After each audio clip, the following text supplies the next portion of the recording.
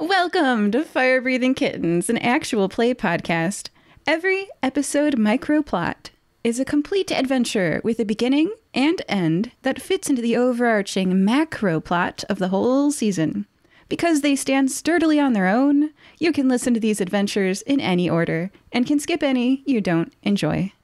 Today we are playing using the combat mechanics from a game called Crowns.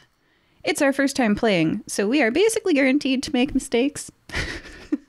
If you enjoy these mechanics, you can find Crowns on ward-against-evil.itch.io/crowns. Build your own Crowns character and play a game with friends. Speaking of friends, today we are joined by Flex Arcana. Hey, howdy, nice to meet you. Flex Arcana, I'm a big, like a Channing Tatum type. Got nice blonde hair, but I'm all stitched together through both machine and magic. One of my arms is robotic, and the other is covered in runes, which keep me from turning into the wind like my dear mama did. My mama died, and I'm not a fan of my father. Flex Arcana. Oh my gosh. Hello, trauma. All right. Ignatious Cogbright. Hello, I am a 2'6" tall gnome dressed very well in a tailored suit. Today it is a sapphire vest and matching cravat. I, of course, walk with a cane and wear a top hat to add a few inches of height. Hell yeah, brother. Dressed to the nine, my friend. And Norage Flesh Ripper. Oh, hey there. It's me, Norage Flesh Ripper. I'm about 7.5 feet tall, and wouldn't you believe it, the runt of the litter. I stand with dark gray skin and orange hair. Got some red eyes. Wearing some monastic robes. So it's a party over here. You are all in the Firebreathing Kittens Guild Hall. The guild is a large building with a bar, a sitting area with wooden tables and chairs, and a wall with a cork board and job flyers posted. Ignatious is gonna read the board and see what work is available out there. Ignatious is reading the board. What are Flex and Norage up to? Flex, just canonically, was pretty sure everybody spoke with a southern accent in the guild until meeting Norage. So I imagine they would be having a drink, coming down the stairs from the canonical guild bedrooms that we all have. Which drives me insane, and they know it does. Yeah, I did it just to bug you. Hey, old Norage. Fella, you drink? Well, I've been known to. I like water. What do you got in mind there, friend? Well, I got a question in mind here. Come on. And then we'll go to the bar. Orders very simple beers, probably a lager. Norage, where are you from, buddy? Well, I'm from up north, up there in the frozen tundra, as we call it. Giant's Landing. I don't know if you heard of it, but I have not. Just absolute confusion on his face. Also, you're bigger than him, which is a real odd occurrence. What do you mean there, friend? I'm one of the tiny guys back where I come from. This is so how big they grow them out there? Oh, I mean, you get some big ones like 20, 25 foot. Spits his beer out. No, we're I guess they grow them pretty big where I'm from. It's kind of an interesting juxtaposition there. Going from being real small to real big. He puts a hand on your giant shoulder and goes, "Hey, brother, I think you're big enough." Norage kind of claps him back on the shoulder, a little bit stronger than he expected. Oh yeah, Flex full on starts a wrestling match and starts trying to wrestle you in the guild hall. It's a thing where like I play grab you and you grab me back, and then it's like, oh no, we're doing this. Oh, back where I'm from, this is just called a Tuesday morning. Yeah. Cool. So we're wrestling on the floor. What's the plot up to? Nulisag, the guild leader, a 2 foot tall, so I guess it's just you don't even notice him. A 2 foot tall elderly dwarf pulls a chair over to the job's corkboard, which it's now very understandable why this is above his head, to like be in the average for everybody. He climbs up on the chair and pins a flyer to the cork. Because you 3 have the magical tattoo of the guild, a fire-breathing kitten on a shield, you can see words on the flyer. Because it's a bar, so people can come in and buy beer, but they can't necessarily take the jobs unless they pay the membership dues. So where are each of your tattoos? Ignatius's is hidden underneath a ring that he wears. It's a very small one. Norage's is on his left pec. I believe Flex's is in the palm of his hand. All right. The flyer says, I'll read it in Nulisag's voice, your favorite. Eastinghouse Corporation seeks the cringes are worth it. Eastinghouse Corporation seeks adventurers to investigate the magical anomaly occurring at Lake Carashae. 3,000 gold, which is about $30,000. Reward for the first safely contained sample. Eastinghouse Corporation, bringing good to life. Like the Model T is an iconic first car in our world, players, the Eastinghouse logo is the first fire starter upon which they built their success. And I'm just going to read that flyer for you one more time because past experience tells me it's worth doing. Eastinghouse Corporation. Don't do it in the voice, please. Okay, I won't do it in the voice. Nulisag is a very high-pitched voice. So I can listen. Okay, Eastinghouse Corporation seeks adventurers to investigate the magical anomaly occurring at Lake Carashae. 3,000 gold reward for the first safely contained sample. Eastinghouse Corporation, bringing good to life. As Ignatius reads this, people will see his ire rising and his face getting red. And what's the guild leader's name again? Nulisag. Nulisag. He looks over at Nulislag and says, "Sir, pardon my elven, but the owner of said company is a scallywag beyond description, sir. And if this is the sort of business that the fire-breathing kittens will take on, I believe I should find myself another guild, sir. I will not be working for the Eastinghouse Company or any company it does business with." Oh, that's why I made him prepay. You guys have his money. So, hypothetically, if we were to obtain this sample and sell it to a third party, I would get paid twice? And screw over Thomas Edmondson? Nulisag officially shrugs and winks. Well, gentlemen, big fellas over there that are tussling on the floor, I do believe we have an adventure at hand. I think Norage kind of shoves Flex over and he kind of looks over. Oh boy, an adventure.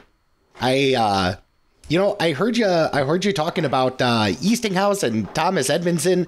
I'm going to be honest, those names don't mean a whole lot to me. But it seems that you're not the biggest fan of them. What, can I ask, is there like a history there or something? Yes, sir. You could say that, again, pardon my elven blackguard, stole my father's invention, turned us penniless, and, it drove my father into the gutter along with me as a child. Oh, Flex is fully on his back, like arms spread, like in snow angel position, like panting after the wrestling match, and just goes, "That suck." My dad did not. Perhaps yours did. I mean, mine tried to kill me, but he didn't, so I don't know. Well, perhaps Flex it's points. large fathers. We're just going to title this episode Daddy Issues. Just like every episode with Flex.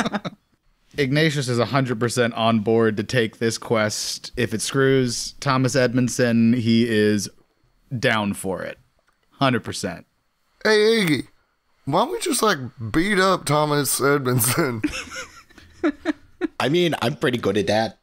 So my cousin Bobo and I have tried multiple times. He is thickly defended.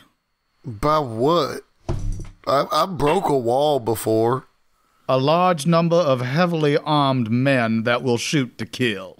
I mean, that's not Okay. something that I've dealt with that before. I could probably do with that again. Well, if we run into him, perhaps we'll give it a shot. Yeah, dude, I'm just saying, like, I'm your buddy. And most problems can be solved by beating the crud out of it. I am 100% on board with that, and my life's motto is get behind the big guy, and I have two wonderful options for this. Yeah, I'm a Channing Tatum type. Indeed. So how do we get to... What was the lake name again? Lake Carashae. I mean, I have an excuse. I can't read this. Carashae. Thank you. Carashae. Carashae? Sure, garage. Chicken garage. Well, in Ignatius's defense, if he would have... The second he saw Thomas Edmondson's company, that was the only thing he was thinking about. So, I guess we'll go to, like, the Guild airship dock that was canonically built, and we'll just take the Zeppelin. Yeah, and there's a map there on the wall. If you've ever been behind the counter in a pizza store that delivers, or like, any delivery place, you see a giant map on the wall from floor to ceiling, 8 feet wide. It's got all the streets labeled. Yeah, it's not on the map. Everyone, please take your headphones off, except Norage. Bye. I'll wave you back in. All right. Norage, you don't need to look at a map. You know Lake Carashae. You know it's a football field-sized water body.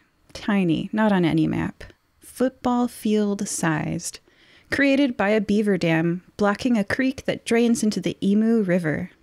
You're familiar with it because it's a 20-minute walk from the 8 Elemental Paths Monastery, Norage. Let me know if you want any of that repeated. In fact, I'll just repeat it. Lake Carashae, football field-sized, so like not that big, water body. Created by a beaver dam, blocking a creek that drains into the Emu River. 20-minute walk from the 8 Elemental Paths Monastery. Perfect. And as I wave them back in, would you be inclined to keep this to yourself, or would you tell your friends a bit about... wait, take your headphones off a second. I'm sorry. Would you tell your friends a bit about 8 Elemental Paths Monastery and your time there? Now I wave them back in. I think my friends would know a lot about my time at the 8 Paths because that's all I talk about. But Norage would definitely make this information aware to the others. And he would kind of take a look at the map, kind of cock his head a little bit, and he'd be like, he'd snap his fingers and say, "Oh, I know why we can't find it. I know exactly where this is. This is 20 minutes from the 8 Paths Monastery. This is the easy. eight track monastery? Oh, come on. It's the only thing I talk about. It's where I come from." Sir, I met you about 45 seconds ago. Well, okay. So basically, my most recent job, besides the guild, I'm a monk. And so my monastery is kind of out there in the woods, not too far, but not too close. And this lake is like 20 minutes away. I don't recognize the name because I don't read common, but I recognize the sound. And when you said it was Lake Carashae, I know exactly where that is. I've gone fishing there plenty of time. It's kind of small, but sure we can find it. Well, sounds like we have a guide to lead us there then. Oh yeah, I'd be happy to once we're underground. Well, how far, perhaps we should start in the airship and then move to ground once we've traversed most of the distance. Probably smart. I know there is an airship dock at the monastery. I know some people come in via ships. You guys don't have an airship. Come on. It's cheese status. Firebreathing Kittens is, like in real world time, existed for 3 years. I It's think really sad we that you deserved keep an crashing airship. that airship. Gosh. That will be Ignatius's next invention, an uncrashable airship. Oh, you could call it the, Flytanic. Excellent. I like it. So at the start of each season, you start out with nothing. Because the idea is that y'all party hard. And thus the guild should level up. So we watch us grow as a building, like our bedrooms that we have. Well, if we could just handle our finances. Sorry, I couldn't hear you. I was dying. All right. Sorry, it's just a bar and 45 bedrooms. Why would a bar have bedrooms? Do you know of any bars with bedrooms? It's a guild hall. There's bars with, apartments above them that the family lives in. All the time. Yeah.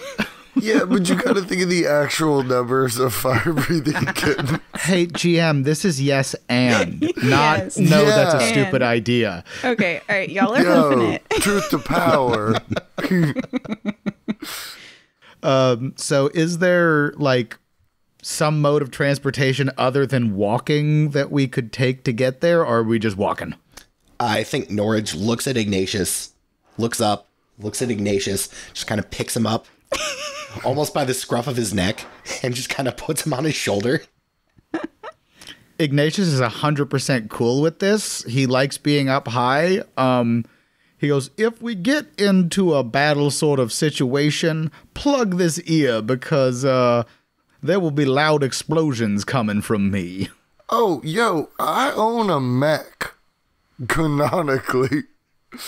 I look outside and there's a big drill, mech, designed for, mining.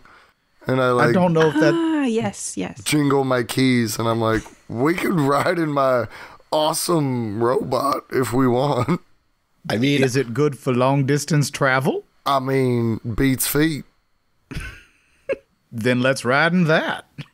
okay, I like a walk, but I also like a big robot. Those things are pretty cool. Yeah, it's like Super Gundam in there. Stomp, stomp, stomp. The giant mech robot heads down the street. Yes, I love anything you've gained in this past season. Absolutely. And describe your mech. So it's a pretty simple bipedal human mechanoid, like very Gundam style. It does not have digits at the end of its arms. It's fully two big drills. Slow, but it was designed industrial, so very sturdy. And Flex just uses it like a car. Basically, he doesn't use it for any mining or battle purposes because he doesn't want to wreck his mech. But he fully, often a good Sunday for Flex is riding around in his mech, which does have a glass safety glass cockpit, and just wearing sunglasses and winking at people, looking at people. Incredible. I'm feeling this is the guy that buys the brand new Ford F-350 and waxes it and nothing ever goes in the bed because that's not what it's for. 1000%. His name is Flex. Yeah. So I didn't know we could bring things that we got from other campaigns over, because in that case, Ignatius does have a clockwork raven that can talk with him. Yeah, it just doesn't affect mechanics. Cool. Yeah, But yeah, he's got Archimedes.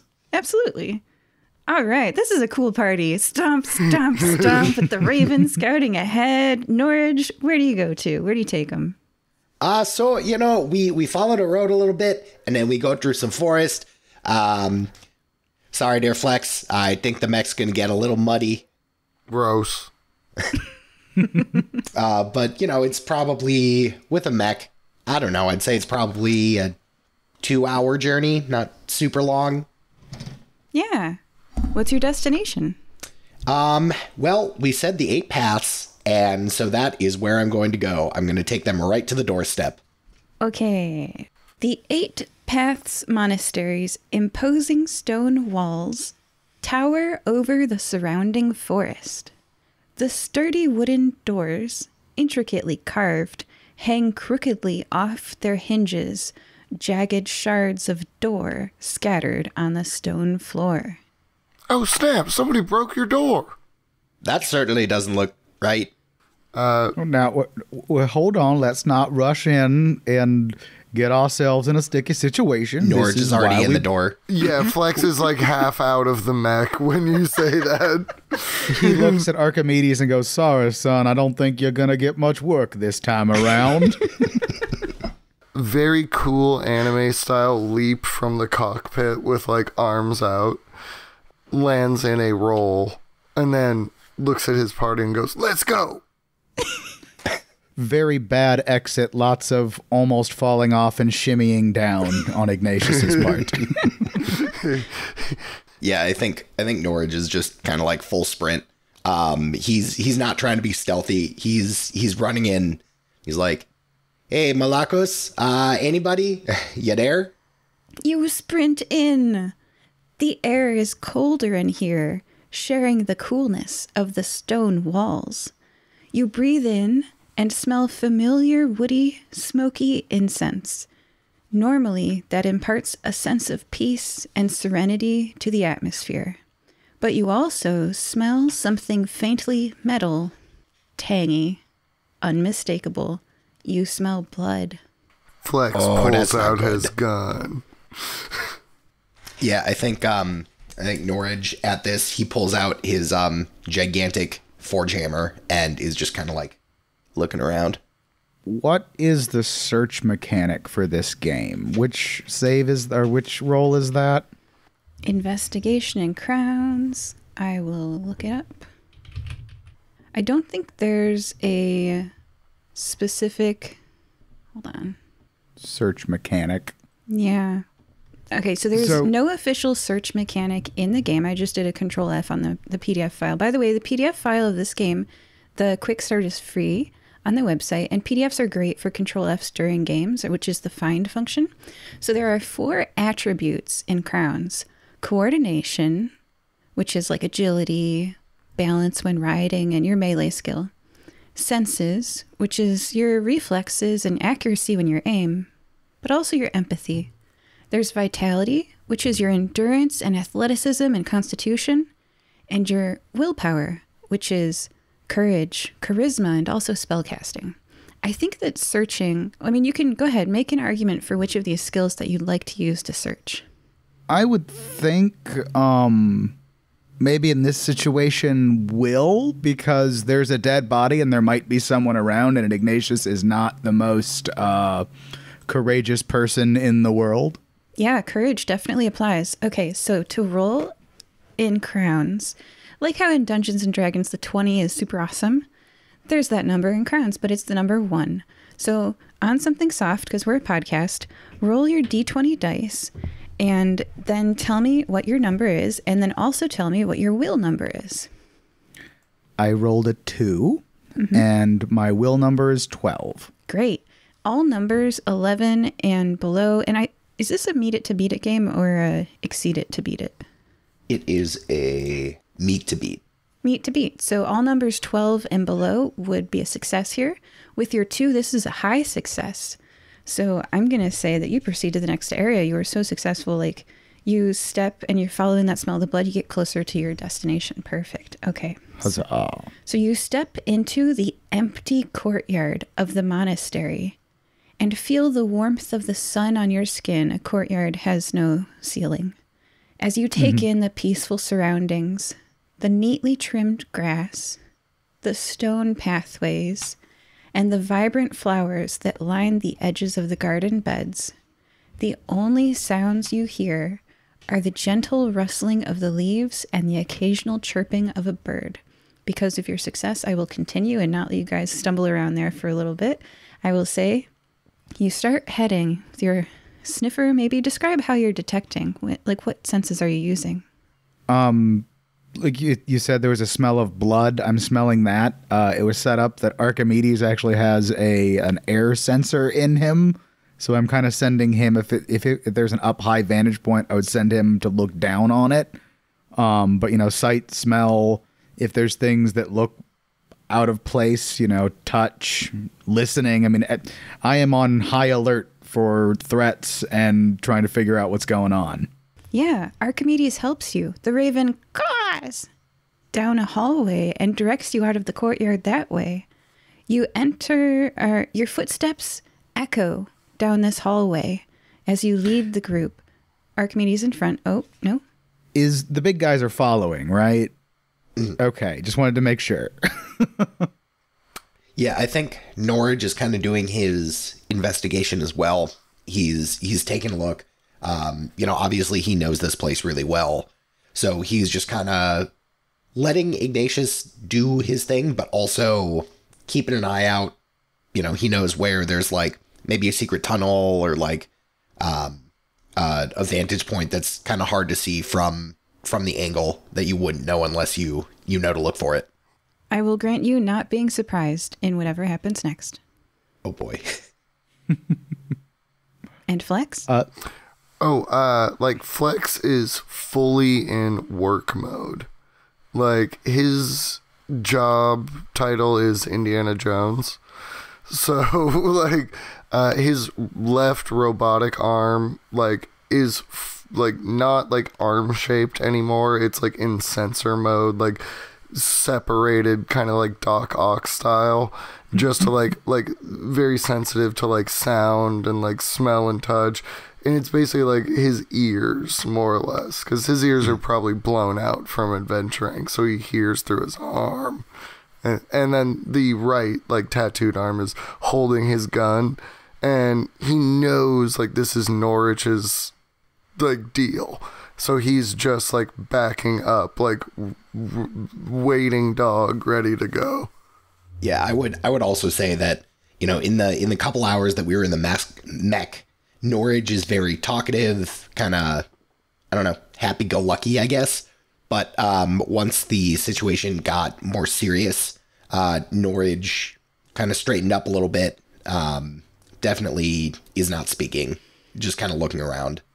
And, Flex is on that same vibe of just, ready, willing, be when you're ready to talk or fight or kill, I'm right here with you, bud. Archimedes' wings beat, and Flex can feel that in his arms, and Norage can, on high alert, hear that. As Ignatius follows Archimedes, your footsteps echo against the cold, hard stone walls as you walk out of the courtyard and down a dimly lit hallway. Your eyes adjust to the flickering candlelight that illuminates the religious icons and symbols hanging on the walls, which is a bit of a clue because candles burn for how many hours? How big's the candle? Exactly. Candle's about forearm sized. How big are the candles, Norage? Forearm sized. That's a thick candle. Is that it goes for a watch, right? Yeah. If it's this, are we counting that as a torch, basically? Oh yeah, there's timing mechanics in this game. Let's say that watches take about 36 turns or 6 hours, and there are 4 watches in a day. I read straight out of the rule book. You'd say these torches, candles, big thick candles, last for about 1 watch, 6 hours. Okay, so you reach a T intersection. There is no one here. Flex looks in Norage. I think, would Norage know, where specifically he is? That's a good question. How long did you spend at this monastery, Norage? Few months. Yeah. You got pretty familiar with it. Okay, then I would say the first thing he would go to is kind of Malakus, who is the leader, head monk. He would go to his quarters, which is it's kind of there's an open area where he meditates and he kind of sees people, and then there's his actual room is kind of behind like a screen door. Yeah. And you know that there's a puzzle trap room before his room.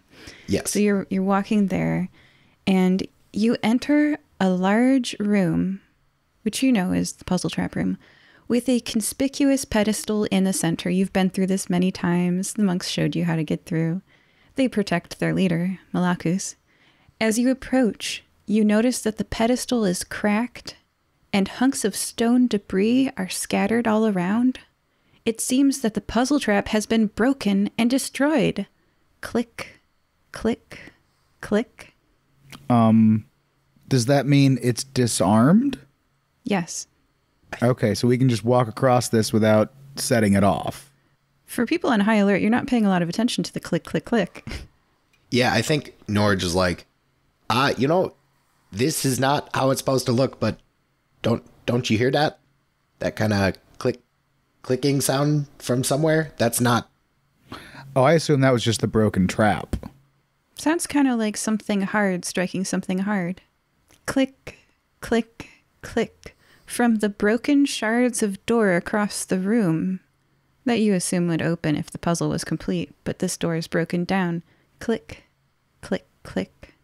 Okay. I think we can kind of throw caution to the wind here.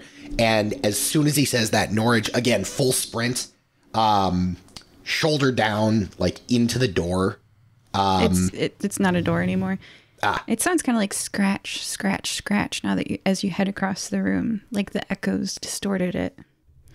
And you're running towards it? Yeah. I would send Archimedes with him.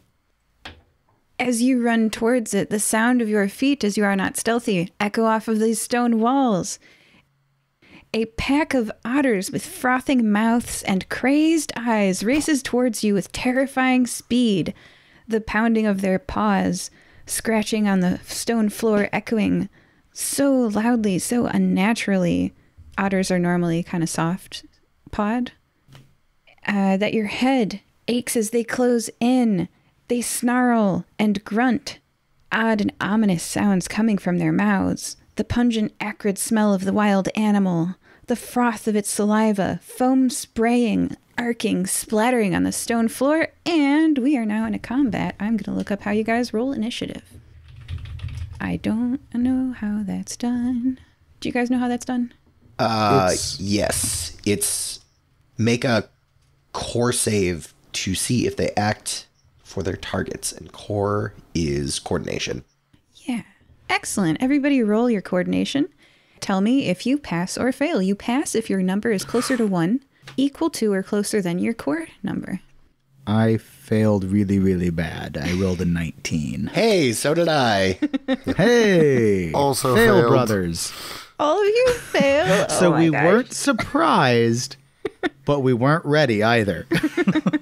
I'm going to put Norage before Ignatious because I did promise you that because of your past, you would get less surprised.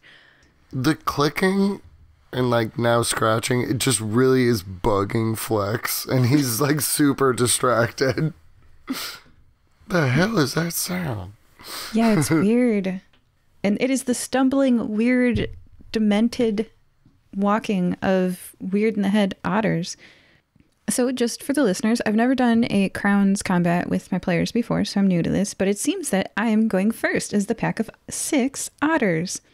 How I'm going to do this is I'm going to roll to hit, and I think all saves with NPCs are replaced by this morale roll, which they've got a number, and I'm going to roll. I guess I roll 6 times, you guys, to hit you, because there are 6 otters. Oh, hold on. Sorry, looking at my sheet, I have quick draw. This character always acts first in combat. Whoa, okay. Flex. 6 otters Wait, are rushing. are we ambushed, if not ambushed? Yeah, kind of ambushed, aren't you? Okay, well, never mind. But we were ready for him. We just weren't ready for him. You're ready for anything that's not this. Right. So, I'll give you that on all the other combats. But not this one. Let's attack you with otters instead.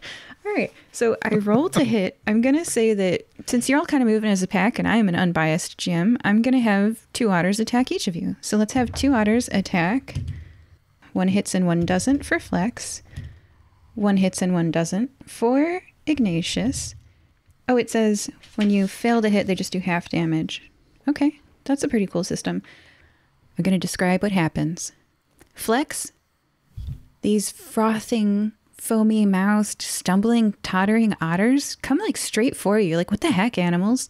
And they bite onto you. You take one otter on the left leg and one otter on the right.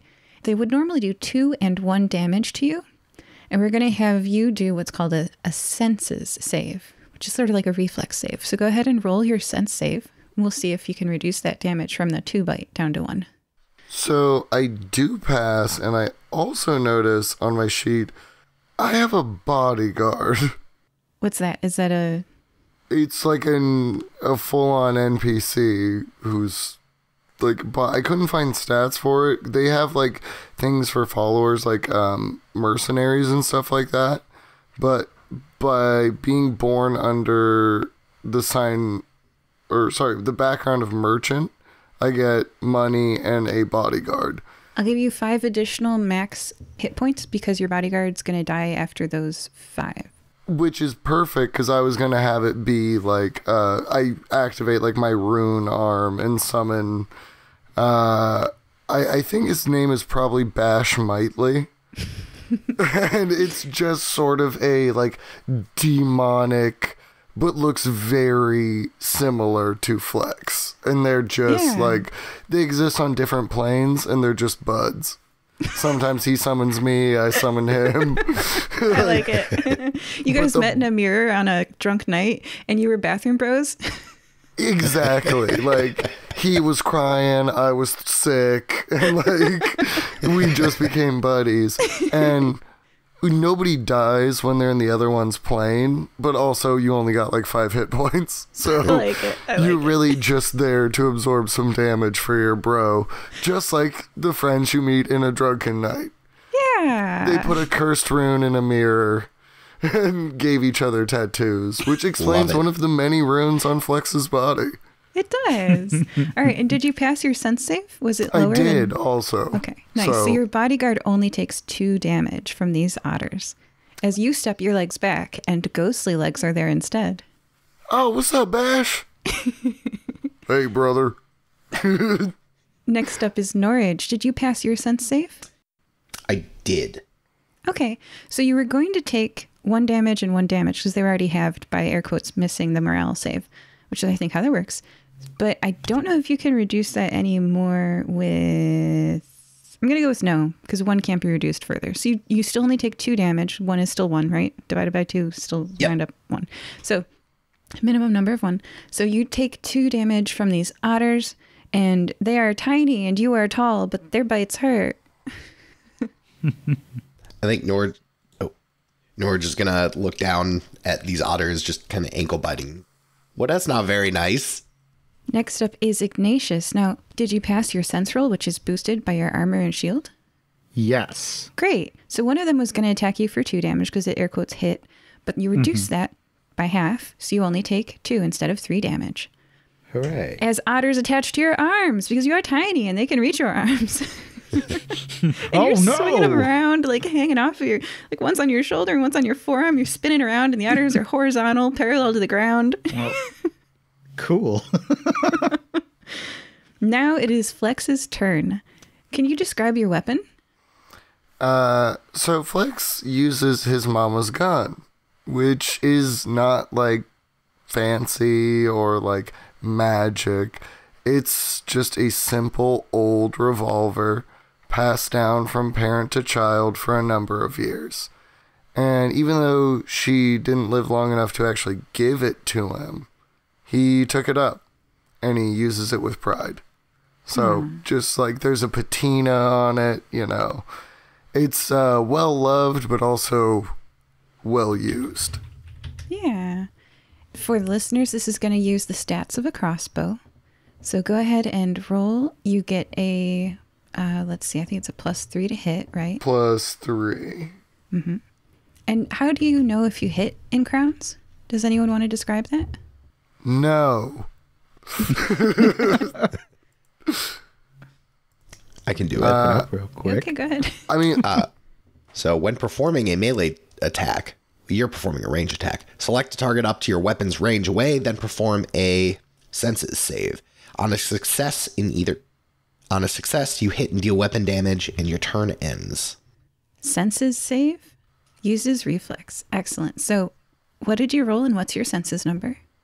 I rolled a 4 and my sense is a 10. So I think I'm chilling. Yeah, you hit, you fire your gun, and it hits. I imagine the +3 would increase your sense save, not like add to your roll. Oh, no. It wouldn't make your roll that worse. would be bad. That would be bad. Okay, cool. I'm fully chilling. Flex knows how to use his gun, and he's aiming for, because it's like a pack of otters, so it doesn't really matter which one I shoot. That's a great point. So the way that NPCs work, I'll just pull the DM curtain a little bit. There's what's called morale. When a bloodied monster takes critical damage and the attacking player succeeds on a vitality save plus the amount of damage dealt over the monster's resolve, the monster loses 1 defiance. And defiance it's pretty low for the otter stat. So when you whittle down the resolve, then you deplete the defiance pool and then the battle ends. So it's sort of like how you guys have that HP pool and then you have the I'm actually dead pool. That's how the monsters work too. So how much damage did you do with your gun? Ooh, 8 on an 8. Nice. You definitely take out the first otter. So there's 6 of these otters. It only had, I won't tell you the number of resolve to sort of keep some of the suspense, but 8's enough. And 8 is enough. 8 is enough. That's a good episode. 8 is not enough for, anyway. That means it's bloodied, and when a bloodied monster takes critical damage and the attacking player succeeds on a Vite save plus the amount of damage dealt over the monster's resolve, the monster loses 1 defiance. So mechanically what happened is I subtracted that 8 damage from the resolve, and then it sort of overkilled this monster. I won't make you guys attack it twice. Describe shooting this otter to death. First off, I guess, no, I will not. But Flex the is camera like pans out. It pans fully black. like, yeah.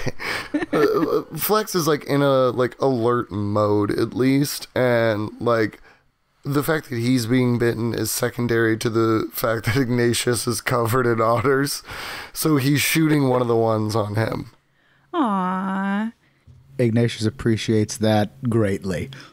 Now roll a dice and tell me if it's a 5 or a 6 on your gun. What kind of dice? A D6. Okay.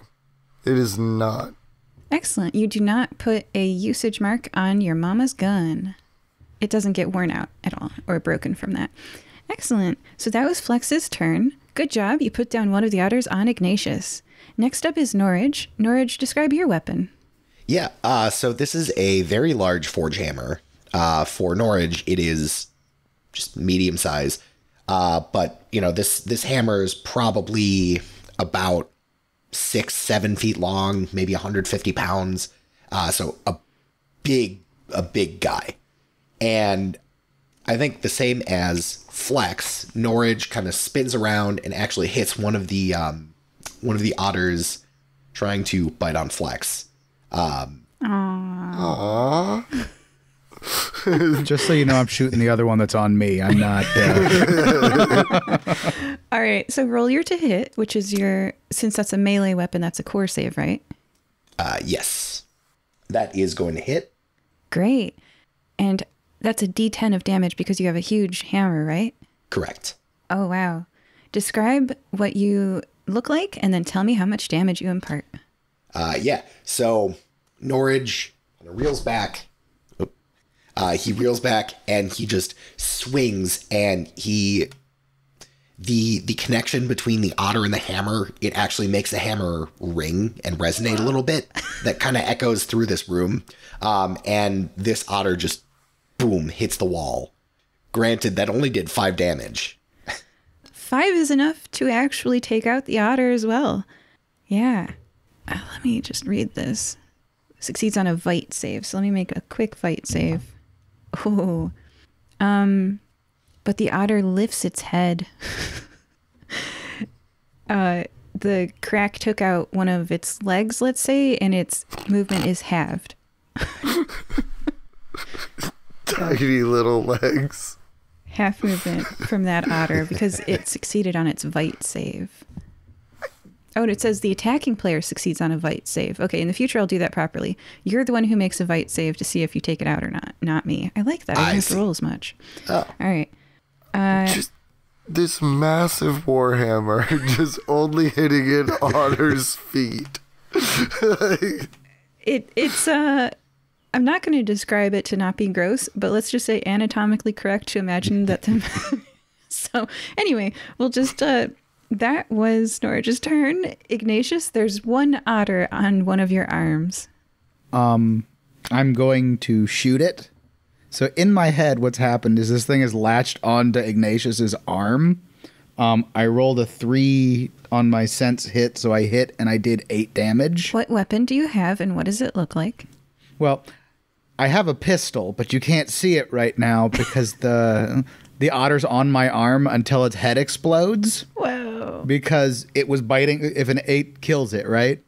Roll a vitality save. And if you succeed, then you have the chance to eliminate or wipe out its defiance. Which is, dang, the terms on this. I have a really low vitality, and I rolled a 1, so yeah. I did good. Yeah, you Great did. success. That is, it's like a nat 20 in other systems, you guys. Yeah. Ooh, so cool.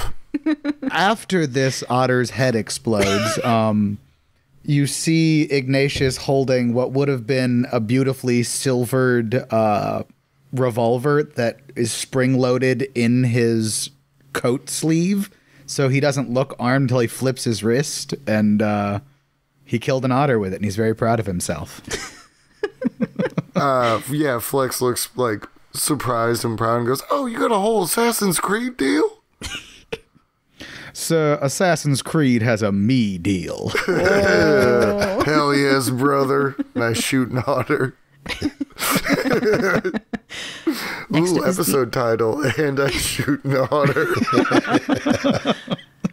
Next up is the otters. The one that's moving at half speed doesn't reach you because I like to reward the mechanics with a little bit of role play. So the reduction in movement means it doesn't reach you to bite you. It's not dead and it'll be their next turn, but it's too far away to scramble across the ground brokenly and reach you this time, which means that there's just the 2 on Norage and the 1 on Flex.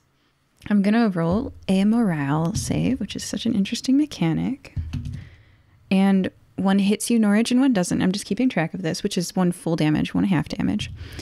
And then, yeah, the 1 on Flex just bites in real hard on your ankle. So now I'd like Norage to roll a sense save. This is your defense.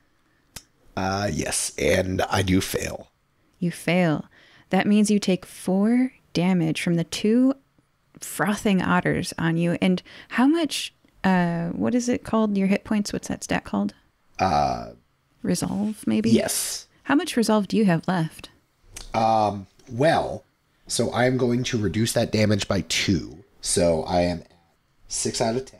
Do not have a lot of resolve. 6 left. 2 otters on you doing 4 a turn. Oh. And how did you reduce that by 2? With my armor. I think what armor does it say it reduces your resolve reduction, or does it say that it increases your sense? Shields increase sense, armor, I think, decreases damage taken. Nice. Okay, that's good. I'm going to trust you guys Yes. on that. It's a thick rule book. Well, it's not thick, but like, it's a 20-something fine, it's a fine pages. rule book. I'll trust Oh, you guys. no, I see it. Never mind. I do lose 4 because... No, I can do that. Yeah, we're learning. It's all good. Okay. So, the otters are going to take you down pretty soon if you don't get a handle on them. And then on No, Flex... I'm sorry. I was wrong. Heavy armor reduces damage by 1. Light armor decreases or increases sense by 2. I just wanted to make sure because my damage is still 3 that I got. Yeah. Okay. Yes. That makes sense. All right. You have heavy armor then, Norage? I have light armor, but it says that I can mark a dot on armor that I'm wearing. Doesn't specify to reduce damage by 2. Oh, okay. When you reach 3 dots, your armor has run out of hit points, basically. Yes, however, I have the Juggernaut ability, where I can roll a d6, and a 6 does not get marked. And I rolled a 6. Combos! Bow, bow, bow, bow. Good character build. All right. Flex. Otters. Did you pass your sense save? Well, hold on. I'm either I calculated my resolve wrong, or the 2 damage I took before, because Flex doesn't wear armor, knocked me out. No. Okay, so I sent you an updated character sheet in the chat because you did calculate your resolve wrong. And I'm scrolling up to that right now. Your resolve flex is 8, and then plus 5 would make it 13. Okay, so I'm So actually you're at a 11. very strong boy. You're fine. Okay. Yeah, when you level up, listeners, your resolve increases. It's in a different section than you would think it is, so most players miss reading that part. So when you're building your Crown's character, when you level up, your resolve increases. Now you know, listener. All right, so you're at 11. Before this otter hits you, did you pass your sense save? Oh, baby, you know I did.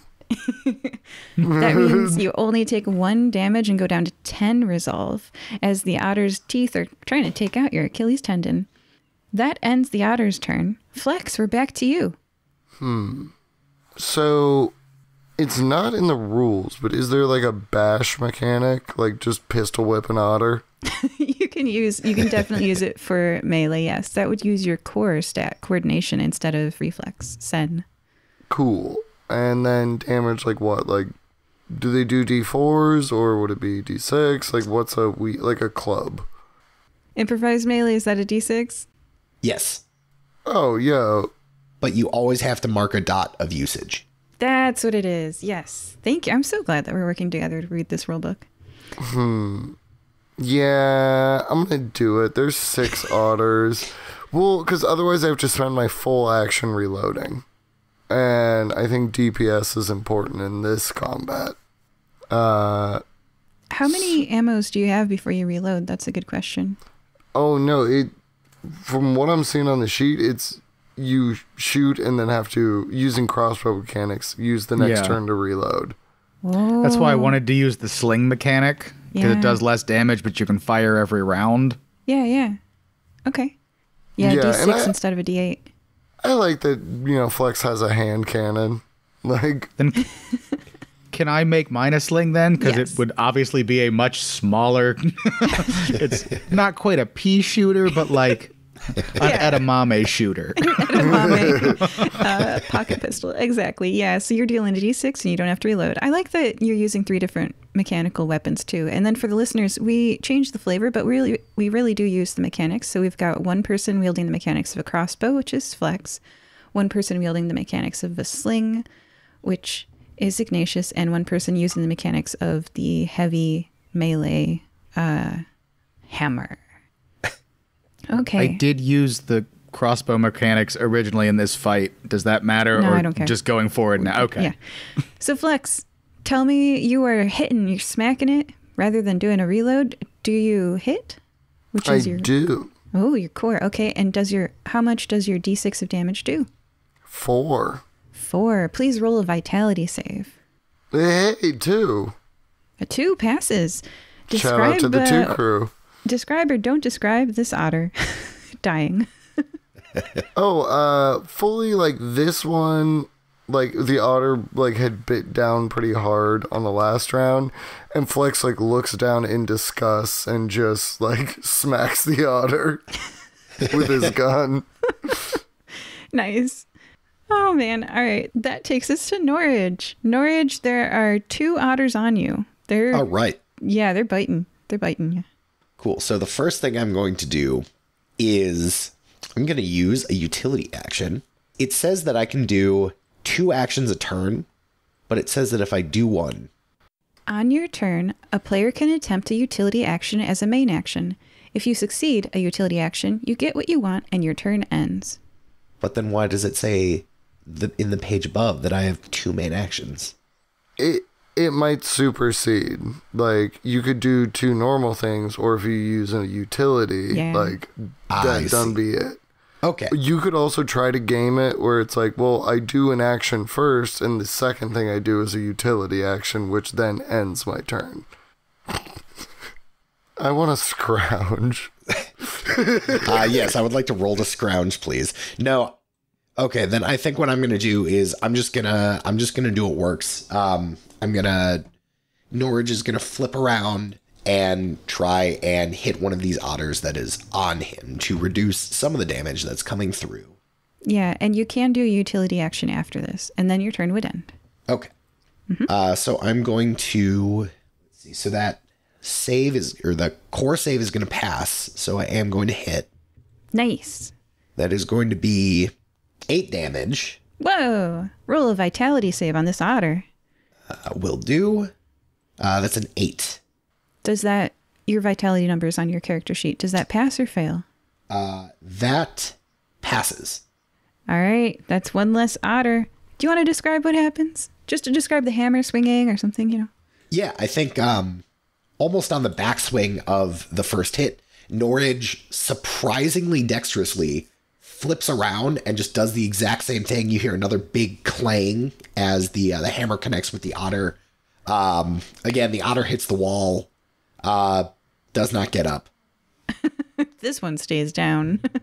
And let me just roll for usage. It's going to be a 3, so I do not take a dot. His hammer does not get one step closer to breaking. Perfect. And then I am going to use a utility action to, well, what would this be? Hinder? Yeah, I'm going to try and the other otter that's on me, I'm going to try to mentally hinder it by just kind of looking at it and being, you know, Norage is just going to be like, so you want that too? Or do you want to run away? Oh. Hey now, buddy, do you want to scrap? Hinder means make a coordination save. On a success, the next attack the target makes is impaired, and impaired attacks are always a D4. That is going to meet it, so it beats it. So that is a success. Nice. This otter seems a hesitant otter now. Although it also seems very confused and like it has a headache and it's like stumbling. These are the least coordinated otters you've ever seen. You know they're a little bit floppy when they move around. These are a lot floppy. And you know we're out there fighting otters. we fight a lot of otters. Every day. Every day. I think Norage is going to turn back to the group. Guys, these otters are a lot more floppy than I'm used to. Well, let's make this next one a little more floppy.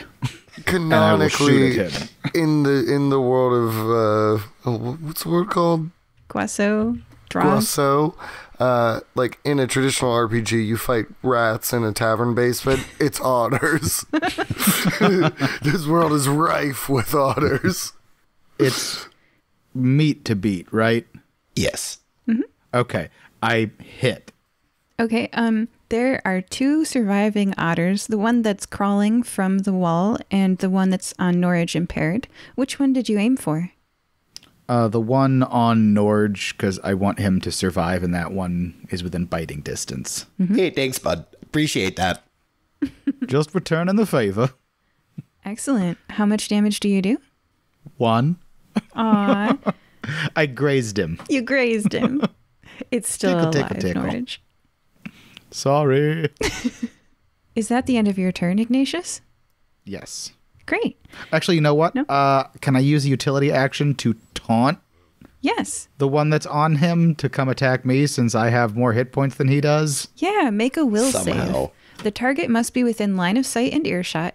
On a success, the target must attack the taunter on their next turn or have their next attack impaired. No, I did not taunt. Apparently, I don't speak very good otter like Norage does. I rolled a 16. That was the end of the player's turn, or round, I guess, officially. Now it's the otters. The one that was grazed on Norage goes like this very weird like sound and fights you. It's scratching at you. Now it is impaired because of your utility action last time, Norage, and it's taken a graze from Ignatious. So this is some like messed up looking otter as it comes for you. And it got basically the equivalent of a nat 20 with a 1 there. It scratches for your eyes. It's jumping for you. And you're astounded by how it is leaping. It's climbing up your body and going for you 7 feet up in the air, and it's coming for your face. Please roll a sense save to defend. That is a 10, which is a success. As you shake your head, you turn your head, and it gets the side of your head. I feel like a nat 20 deserves the D12. So there's, what is it called? Enhanced? Yeah. There's an enhanced. Attacks can be enhanced by attacking a prone target, attacking an incapacitated enemy, exposing an enemy's unique vulnerability. So I'm going to count this critical one as exposing your unique vulnerability, and I'm going to roll a D12. That is an 8 on the dice. I just want to ask Norage, do you defend? Is your sense roll a success? I can't defend. You can't defend. Why not? Because enhanced attacks cannot be defended against. Ooh, all right. So then you're lucky you have that armor, because I think 8 would be too much unless you take 2 off from the armor. Yes, and I am at 0. Okay, let's read that. My character becomes bloodied, which means if I take regular damage, I must attempt a vitality save minus the amount of damage that I took over resolve. If I fail, I take critical damage. I'm glad you guys are approaching the end of this combat, because Norage is not long for this world if he keeps going with 0 hit points. My goodness. Ooh, you know what? I need, because that was critical damage. No, that wasn't critical damage. If I take damage, I'm good. Yeah, if you continue to take damage, you'll be in a rough spot. Yes. Yeah, and then it is the other otter, the one that's been crawling from the wall for a long time, heading towards Flex. And it's like leaving a bloody trail behind it, but it reaches you, Flex, and distracted from all of the other things that have been going on, you don't notice it behind you as it, I guess, again, goes to bite your foot because it's not able to lift itself off the ground and do that amazing climb that the other otter could, going for the face. But yeah, it tries to attack Flex. It does not hit, which is half damage on this when it fails a morale save, which means that Flex, you take 1 damage, or your ghost buddy does. Bash mightly. Bash mightly. Excellent. Your bathroom friend from the bottom. And you're down to how many vitality? Well, I guess bash is down to 1. Excellent, yes. If we're treating it like temp HP in D&D. Yeah, which means you're at 9. Perfect.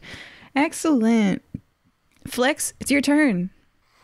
The surviving otters are the one on Norage, who is looking incredibly bloody, and the one on you. Bash has got my back, like he always does. Ooh, I totally forgot that the otter on Norage was impaired. So for the listeners, I'm going to carry that over to your next fight, okay? Sorry about that. Could I use my robot arm as an improvised weapon and take wear on it? Yeah. Then I'm going to punch an otter on Norage, pre-rolled my rolls, hit 3 damage. Yeah. The impaired otter, which I forgot was impaired, I'll carry that over to the next fight as my way of apologizing as your GM. Remind me. Sorry. It shouldn't have gotten that critical hit. No, on you're Norage. bad. You should feel sorry. Anyway, it just auto dies as my apology. And describe with an otter on you. So Flex is right-handed, but his mechanical arm is his like left arm. So it's just a full like baseball bat swing with a big heavy mechanical appendage that just sends the otter flying. Oh gosh. I'm picturing Buzz Lightyear carrying his arm in the Toy Story movie, just whacking people. I think even at this, Norage kind of falls to a knee. Your face clear of otter, but the world's still spinning around you. Norage, it's your turn. There's 1 left. It has half movement. It's on Flex's leg, or Flex's Bash Mightly's leg. Flex, like, I imagine, like, through Norage's, like, bloodied eyes, is looking him, like, dead in the face and just goes, "Not today, buddy." I think laboriously, Norage gets back up, and he swings the hammer again. Certainly not as strong as the first couple of hits, but definitely enough to get the job done. I also pre-rolled, so I hit and I did 8 damage. Ooh, wow. Yo. Did you pass your vitality save to finish it? I did, yes.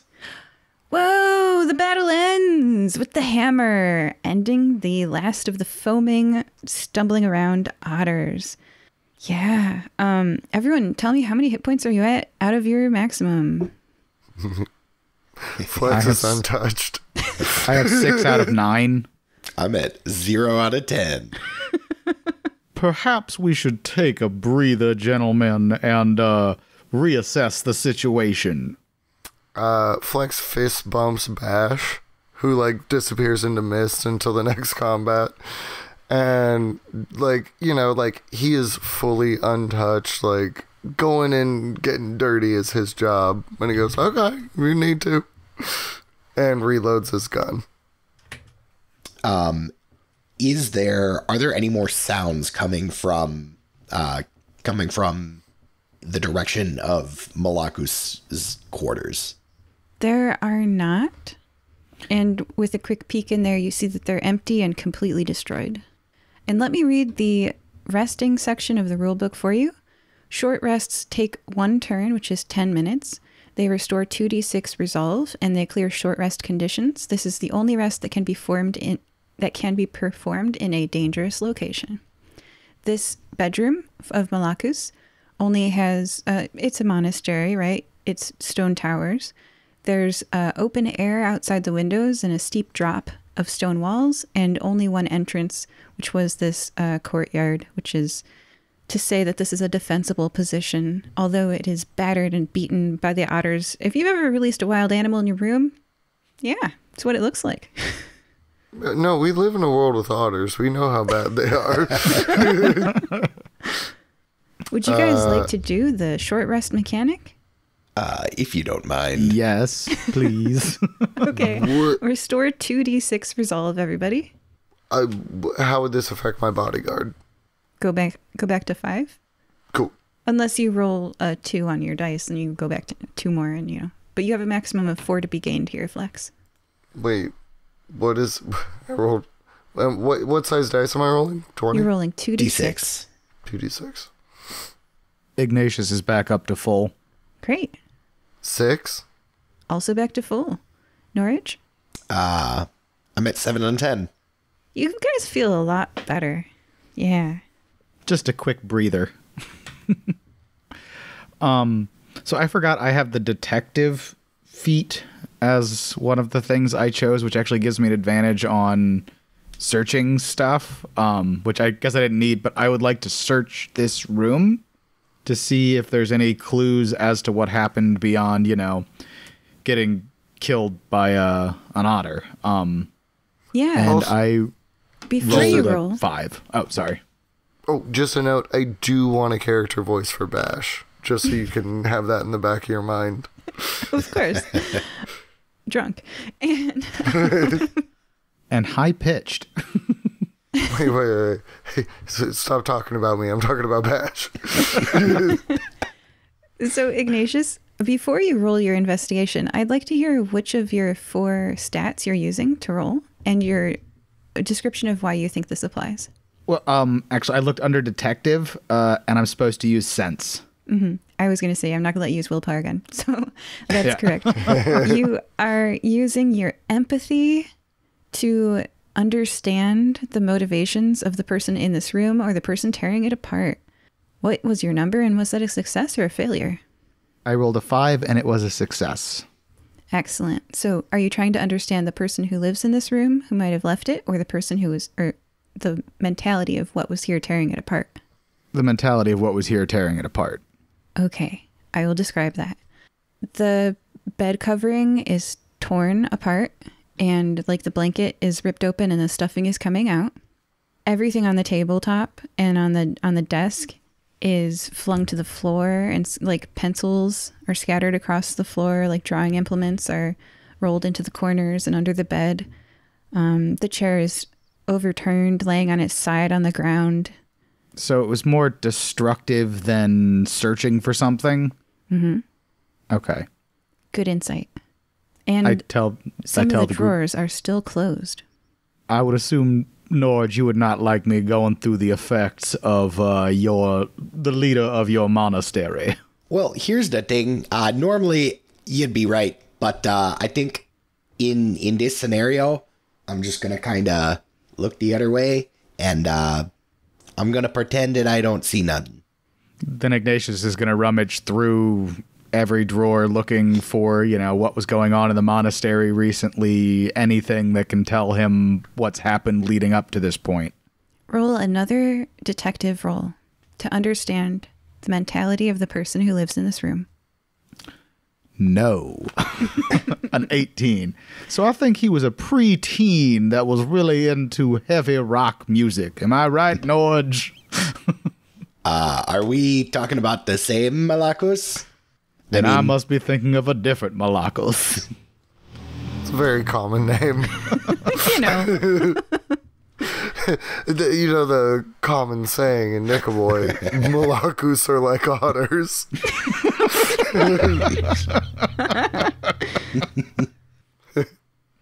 This world is dumb. What do you think, Bash? We're drinking here? No. Why am I around? And he poops out. Oh, Ignatius is going to ask Norage, is there some sort of like diary or daily occurrences that is kept by the monastery so we can see if there's anything out of the ordinary that caused these otters to invade this room and destroy everything? Is the damage done by the otters? Can I tell that? Oh, yeah. The damage is not done by the elderly monk. It's done by the otters that you found. Well, I didn't know if room. somebody came in here and like ransacked it and then released the otters. I would really hope that there is a demon involved and not just an otter infestation at the monastery. It would make for an interesting adventure. Flex is eating an apple and like scratching his head with his gun and sort of is like gesturing to the halls of like, this is like a big monastery, man. Like, oh no, like people might be dying out there. So munch on apple. As Flex is scratching his head with his gun, Ignatius goes, "Son, on our first long rest, I'm gonna teach you something called firearm safety." Flex looks at you like a little bit cross and is like, "Oh, ain't nothing I need to be taught by nobody but my mama," and then picks apple from his teeth with his gun. Oh my gosh. Which he has canonically reloaded. A loaded gun. Oh my god. Which has the mechanics of a crossbow, so if you imagine a gun that requires two hands to use and then try to use it like a toothpick, very funny visual. But is there any sort of like log or something that gets kept by the monastery? You failed mechanically. So in this room, no. Norage, go ahead. Norage is just gonna kind of think, and he'd be like, "Well, in kind of the main guild hall, I guess. We kind of eat there. We have our meetings there. There's usually a book of minutes. So that's probably where I'd go next." Yeah, I truly think people are in danger in this monastery, and we should be like yelling and like going room to room. If this is just otters, it won't be in a book. Unless they're like, Otter's been acting up recently. But that's just kind of funny. Things keep getting odder and odder. Oh, that my is God. an excellent episode title. Incredible. I gotta sit in that for like a second. Really drink that one in. That's a good one. Hey, you're welcome, listeners. Otter and Odder. I'm sorry, I keep getting us off track. No, this is the track, brother. Yeah. The map is not the territory. Yeah. So I think after a second, Norage kind of looks at Flex and is like, on the one hand, I think you're right. On the other hand, and he just runs out of the room screaming, like just yelling for people. Yeah, I have a bunch of bullets. So Flex is just shooting his gun in the air and then using an action to reload. And then just like, hey, anybody need help? Anybody alive? Anybody not an Flex, otter? And Ignatious is just hoping that there's no more than 6 otters since we almost died fighting 6 of them. Brother, I can fight 10. Flex is fine. Flex, I appreciate the go-getter attitude there, but maybe we don't want to be shooting guns in kind of a holy place for a lot of people there. He looks at you with absolute confusion. Why? Okay, because Flex is a world traveler. As he's putting his gun away to be respectful, but in a lot of cultures, you gotta shoot guns at a holy place. It's a sign of reverence of the bang creation of the universe, and it's us screaming loud that the gods see and love us. Sorry though, I did leave a lot of bullet holes. That's okay. I'll probably fix those up later. I'm sure I got some magic around here somewhere. And then what was it? Scrouge. I scrouge in my bag. And as Flex scrounges through his bag, as Norage runs screaming through the halls, and as Ignatius timidly follows behind. That is where we will end part 1. What traps and puzzles await them in part 2? Joining us for part 1 were Ignatious. Hello. Flex. Goodbye. And Norage. We'll see you later. Before we go, we do have a review. It comes from... Sorry, my phone scrolled down. It's from Pen Penelope, and it says, I love it. So thank you, Pen Penelope. Leave us a review on iTunes, and we'll read it on air. Bye-bye. Oh, bye. Today's mid-episode shout-out is from HINGEROOSTES, which might be Hindroostes or Hingeroostes, or I don't know. Anyway, who says, quote, Board Game Barrage. Join Kellen, Neelan, Mark, and Christina for a podcast about board games, the latest hotness, and how to have fun with your friends even when you're losing. End quote. Arrange for us to read your shout-out at firebreathingkittenspodcast.com. We have paperback, hardcover, and audiobook adaptations on Amazon and Audible. Lastly, we don't pay to advertise our show, so the only way we can continue to survive is if you tell somebody about us. Is there an episode that would make somebody you know smile? Tell them about it. They won't find it unless you do. Thank you. Welcome back to Fire Breathing Kittens, an actual play podcast. And welcome back to Crowns. Everybody, please roll a D20. I'm going to write down a number with my giant marker. Done. All right. I'm holding up the paper so you can see I'm not going to lie. See? Say your number. 8. 2. 17. And the number was? 8. I knew it. You're so lucky. What? What, you just expect me to recap the first half of the episode? Is that what you want from me? Or choose the person who does. You have the power. Whoa. You just expect me to be paying attention? Just tell me to do it. Preen me. I don't want to, but Flex's I wouldn't. player is like, I want the attention, but I don't want to tell everyone that I want to give myself the attention. How dare Flex, you give me the option to give someone else attention? That is the rudest thing. I would love to hear the recap in your sultry voice. Okay, if you're going to force me to. Twist my arm. Yeah, so in the first part, we went to a monastery, and there's a bunch of broken stuff, and then we got attacked by otters. The more you want to know.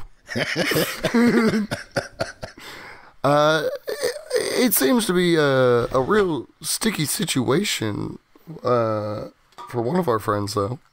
Norage. What's going on, my brother? Well, and I kind of bleed the meta recap into the scene as we're running through the halls.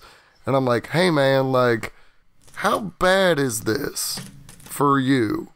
I mean, because this seems not good. No, yeah, you'd certainly be right. This is certainly not something I've ever seen before. I mean, I know Malakos, and I know he and the rest of the guys here, the guys and gals here, can, they can take on a whole cadre of angry shadow path people, which, you don't want to mess with those guys. I'm rambling here. Jeepers cripes. This is unheard of. Flex like fully stops, like in the hallway, and is like, again, scratching his head with his gun, and goes, "Is anybody here right now? Like, do you guys ever go on like vacation?" I mean, no. Sometimes, but usually there's at least one person. I mean, I've never known Malakas to not be here. Have we seen any blood? Oh, we did see blood. We Or smelled blood. Did we see it? You did. I mean, how much you want me to describe here? I'm going to go with a yes. We but saw blood. Okay. You saw blood. Otter blood is the same color as monk blood. True. Have we found any dead bodies? Well, let's do some blood trails, looking for oldest blood first. And we know where we spilled otter blood, as we all do. If you grow up with Nickamore, you're good at killing otter. We're very familiar. I would like to do one thing before we move on, and that is to say, could Ignatious Cogbright share some information with the audience about who's hiring you today? Edmas Thomison was a business partner of my father's.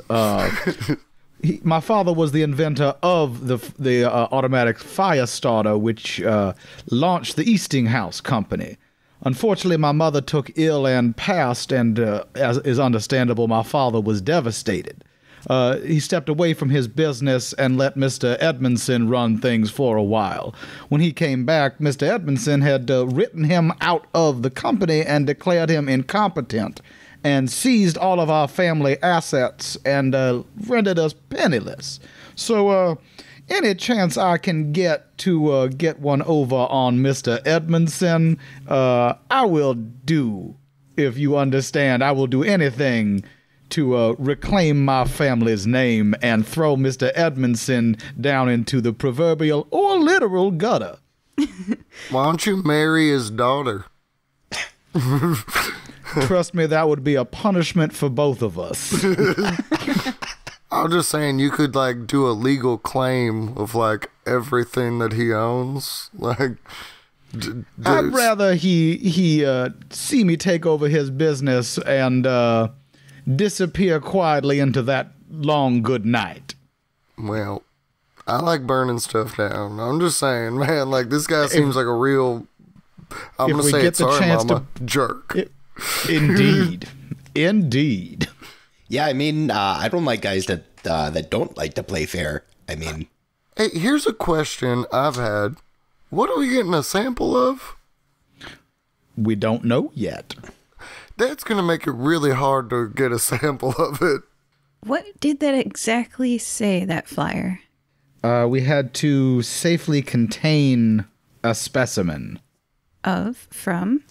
I'm bad at writing things down. A lake or something? It was a lake. It was at Lake Carashae. And we haven't even got there yet, correct? No, I was going to take us to a detour. I was going to have you meet Malakas, meet some of the guys. But here we are killing otters. Well, I mean, as one does. It's Tuesday. Well, I know a rat we could potentially kill if he's at Lake Carashae. It better be, is it a rat named Thomas Edmondson? Perhaps. Cause like, well, look, you dude, didn't tell me he was a mouse. In the course of adventuring, you kill a lot of people. And like, I could just rip that Band-Aid off for you.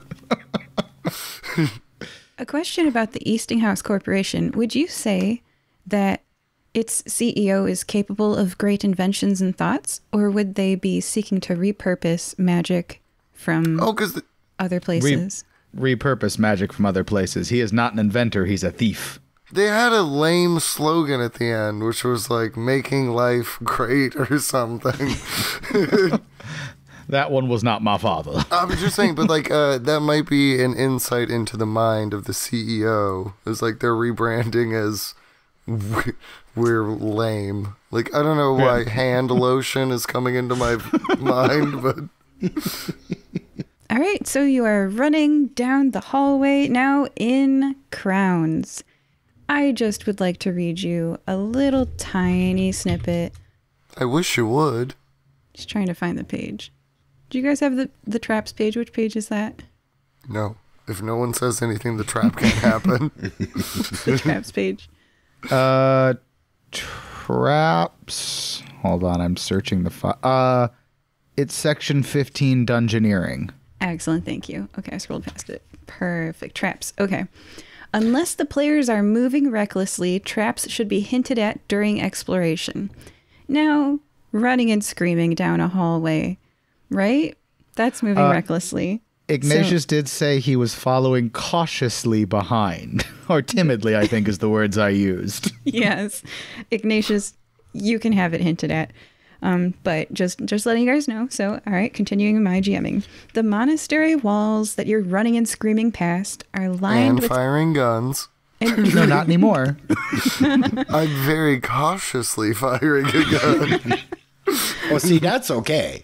Are lined with tapestries depicting holy figures and events. A bullet hole smoking appears in the forehead of a holy figure in a tapestry. Sorry, God. The lioness rampant gets a hole in its paw as the smoky scent of incense fills your nose. You know these walls, Norage, and you know how to take them to, I believe you said, a commissary or like big hall, right? Yeah. So where records could be. And as you sprint around the corner, you two in front, you have, it says on the list, who's in front as you turn this corner? But I know, Norage and Flex. You dash forward, the dusty stone beneath your feet creaking slightly as you make your way down this dark hallway. Both of you, Flex and Norage, please roll a d6 because it says when a trap is triggered, roll a d6. Only on a certain number does the trap go off. This is good or bad. I got a 6. I got a 2. Only on a 5 to 6 does the trap go off. Dang. Norage, you see a patch of loose dirt in the stone floor.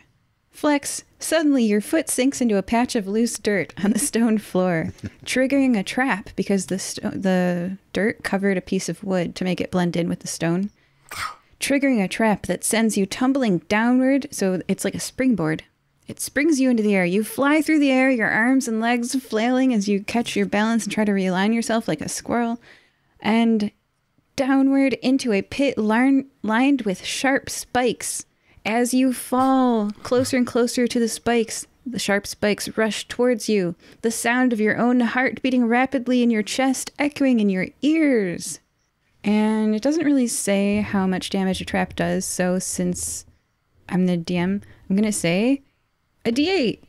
So I'm going to roll to hit you. It doesn't have a morale save. What am I doing? It hits you. And I'm going to roll a d8. That is 6 damage for Flex. Describe or don't describe your choice how you're doing. I mean, like, I'm doing, like, pretty okay. Because, like, that song that goes, like, I can be your hero, baby. As Bash appears behind me as I fall into the pit and absorbs 5 points of that damage. So I do take 1 point. And, like, his first thought is, how am I going to repair this? Because, like, his body is just a vessel to do work in. Like, as I fall onto a bed of big, sharp spikes, which, like, for the first time as a person, I'm really thinking about, and that's brutal. We see a lot of spike pits in video games, but geez, crow, that would be bad. And that's kind of Flex's thought of, like, when I lose my foot to this spike pit, how do I fix it? If that unsettles you, don't look up Vietnamese tiger traps. No, don't. Oh, brother, I love a trap, but just the raw visceral of a big spike pit just, like, really was like, whoa. Mm-hmm. I think Yep. Norage kind of pulls him out.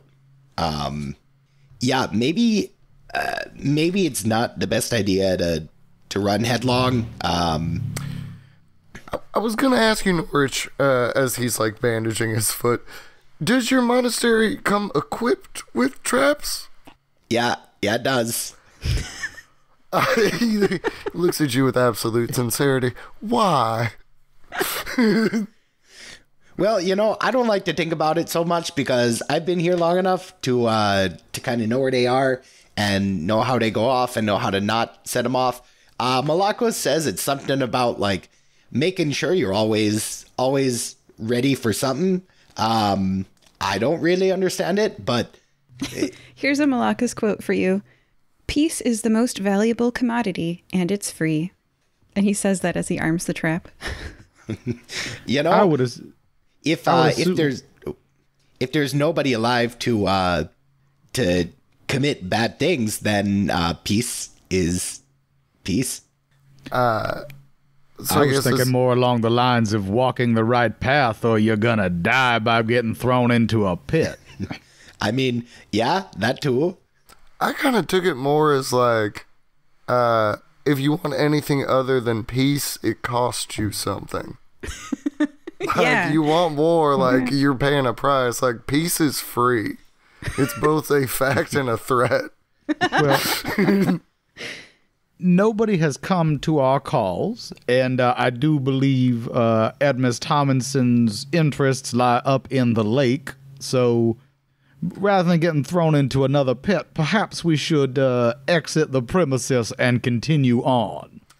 Flex does the, like, hand across the throat, like, cut it off, like, Ignatius, I think there might be something going on here, as I motion to the dried blood and lack of people. In fairness, we are not getting paid to investigate this. Oh. Yeah, but this is my home. Yeah. I, like, thumb over the shoulder. Like, Ignatius, I'm going to be honest, my brother. You're walking head forward into a punch in the stomach. Let's keep investigating. And I kind of, put like a hand on your shoulder, but look at Norage, because like his home is full of blood and otters. That's not a good sign. Which I would assume would have to do, the magical thing we are supposed to contain a specimen of may have had something to do with this, as the otters were clicking like they were made of something heavy and flopping around. That is not the natural state of an otter. Perhaps it is some sort of magic gone awry that Mr. Edmondson has unleashed upon the world without understanding its potential. That is a good point. The otters that I know are certainly a lot less floppy than the ones that we dealt with. And a lot less killy. Flex punches his mechanical hand into the wall and says, "No man can know an otter."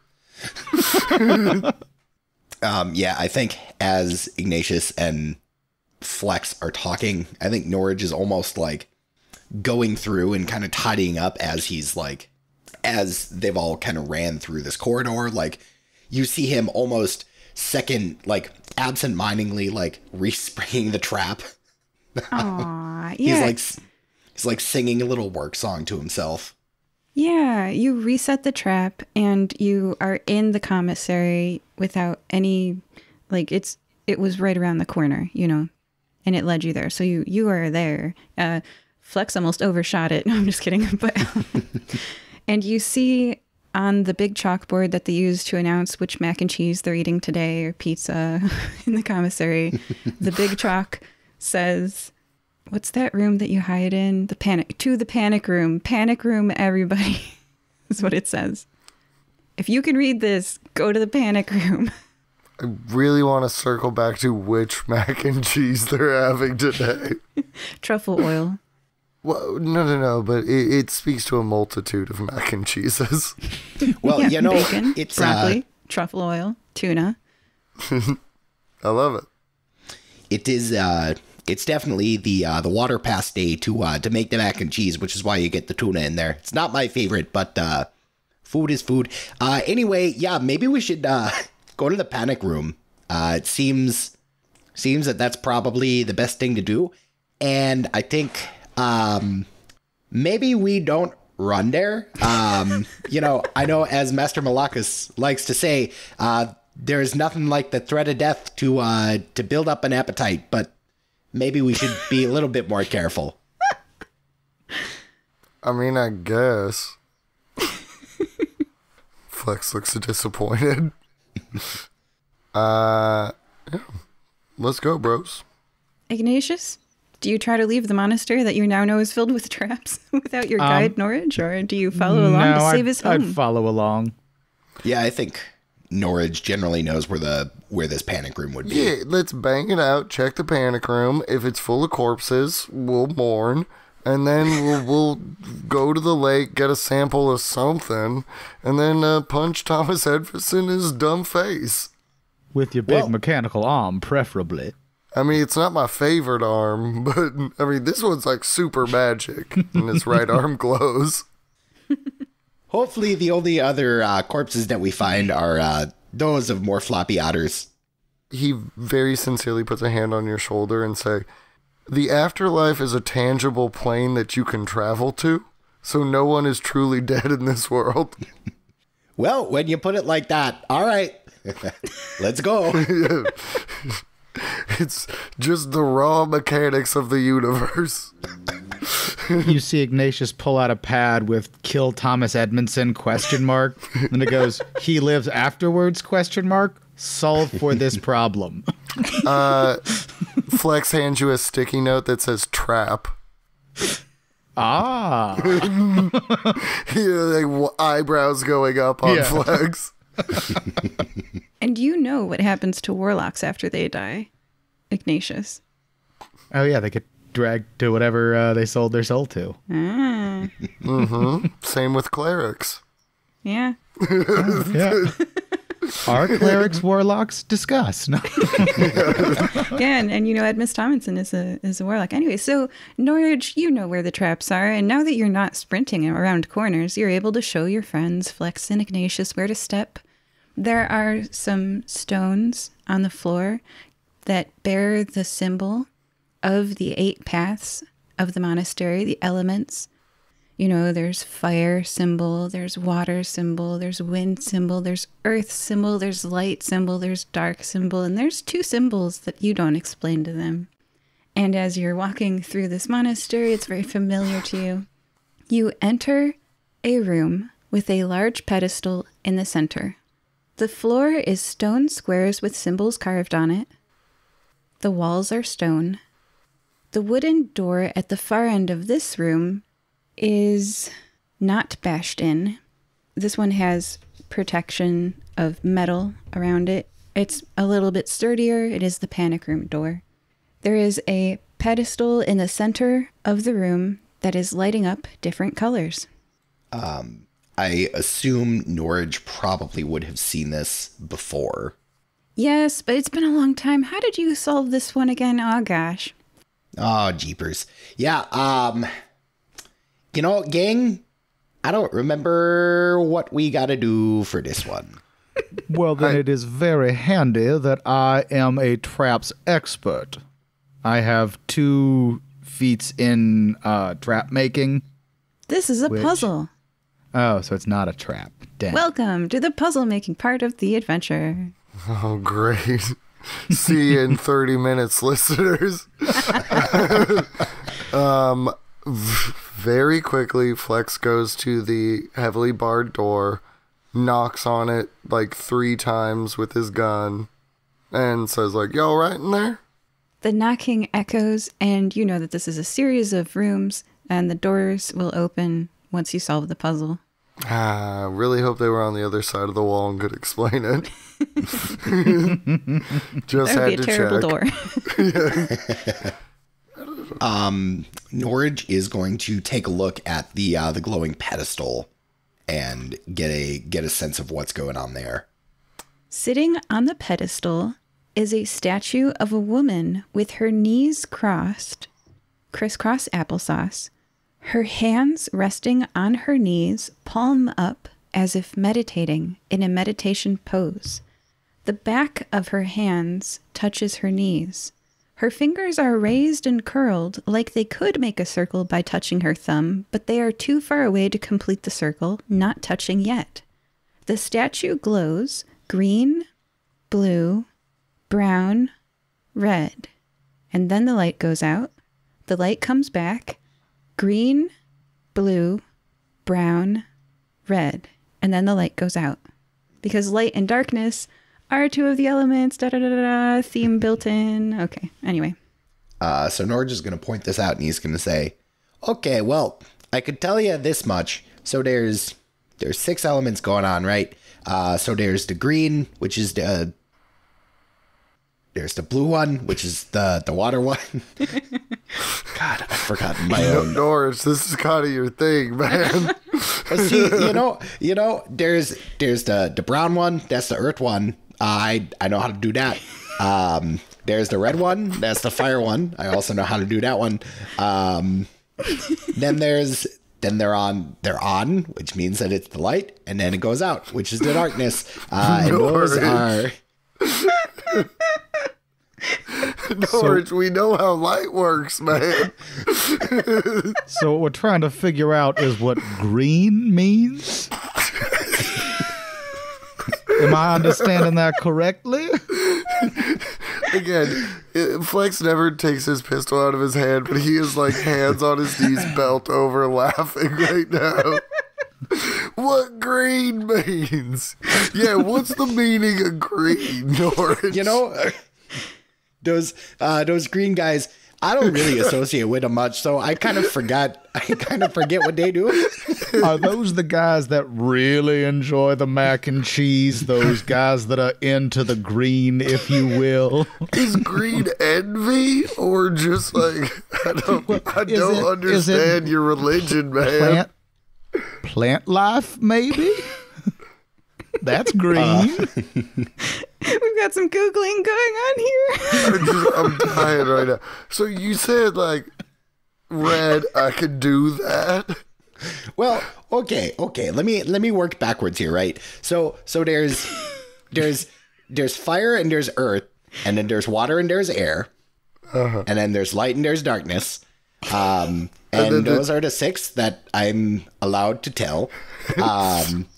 So it just seems like the other 2 might be important. Not for me, no. Is it perhaps maybe life and death?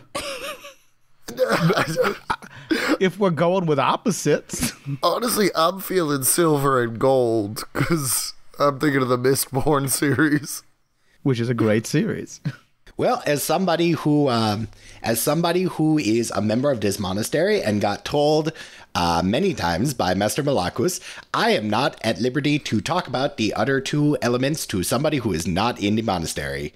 For all intents and purposes, I don't think they're gonna matter too much. All right, I'll let it rest. But okay, is this a light puzzle or do magic at it puzzle?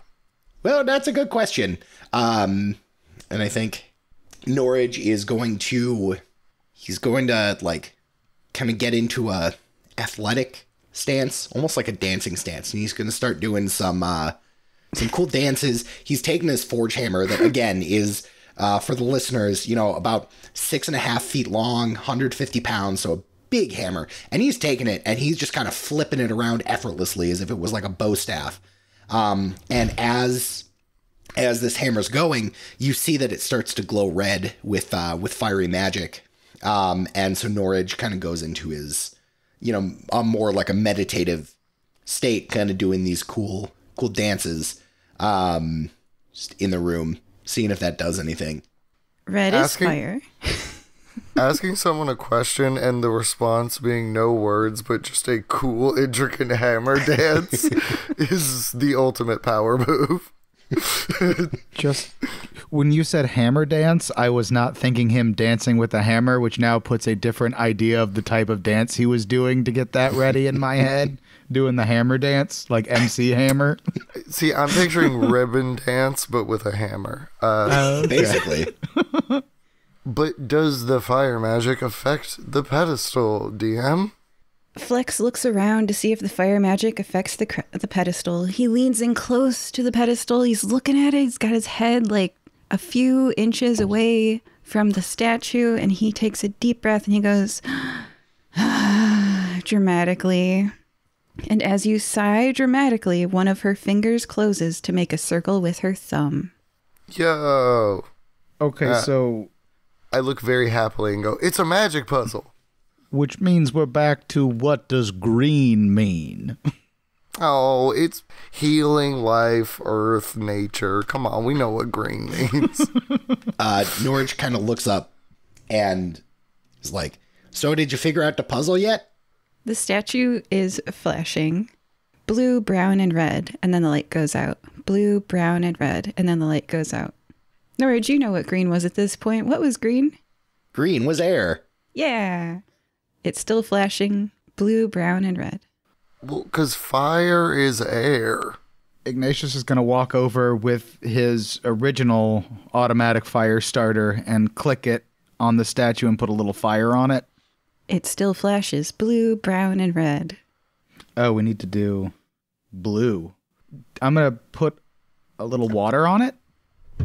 One of the fingers makes a stone scraping sound and joins the other finger. The circle is now half complete in her meditation pose. And it still flashes brown and red. And then the light goes out. Brown and red. So Norage... Oh, go ahead. Ignatius is going to go back to the hallway that has the dirt covering that thing. Yeah. Take some of the dirt and pour it on there.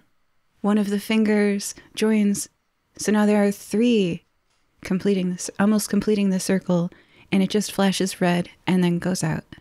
Brings out his fire starter again and click. Like the Model T, it's that original model fire starter that your daddy invented. Mm-hmm. And her last finger joins her thumb, making a circle. And if you've ever seen someone meditate with their palms facing upward and the back of their hand resting on their knees, that is the statue's pose right now. With a creak. Oh, and by the way, stole that from The Fifth Element. It's a wonderful movie. If you haven't seen it, see it. My favorite movie. Come on. I figured that when he blew out, I was like, ah.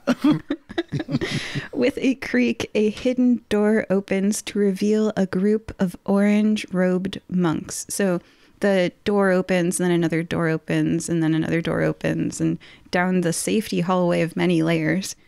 Huddled together in the dimly lit room, their faces illuminated by the flickering light of a few candles. The air smells strongly of incense that lingers in this small space, and you hear the soft rustling of robes as the monks rise to their feet, grateful to see their rescuers, the expression clear on their face. Everyone rises except for one 96-year-old human man, who, Norage, you know, long ago became too infirm to walk. He sits serenely in his chair, beaming up at you, Norage, proud. I think Norage finishes his dance. He kind of like brings himself back into reality, realizes the doors are open, realizes that the monks are coming through, and he kind of looks back at Ignatius and Flex, not realizing that they solved the puzzle completely, and Norage was just kind of doing dances. He kind of looks back, and he just has this, like, if you've seen the emoticon, like the colon with the capital D, he's just beaming over at them. And he's just like, It's a good facial expression. Yeah, it's I like think I did it. Flex is smiling right back, like trying to like basically like put both distance and like him and Ignatius in frame in the back, and then looking at him expectantly like, well, go on. You freed your people. Like Ignatius would normally take credit for things like this because he's very much, he wants people to know he's smart, but he feels guilty for saying maybe we should leave before we figured out what happens to people. It's like, good job, Norage, you solved the puzzle. It was dancing all along.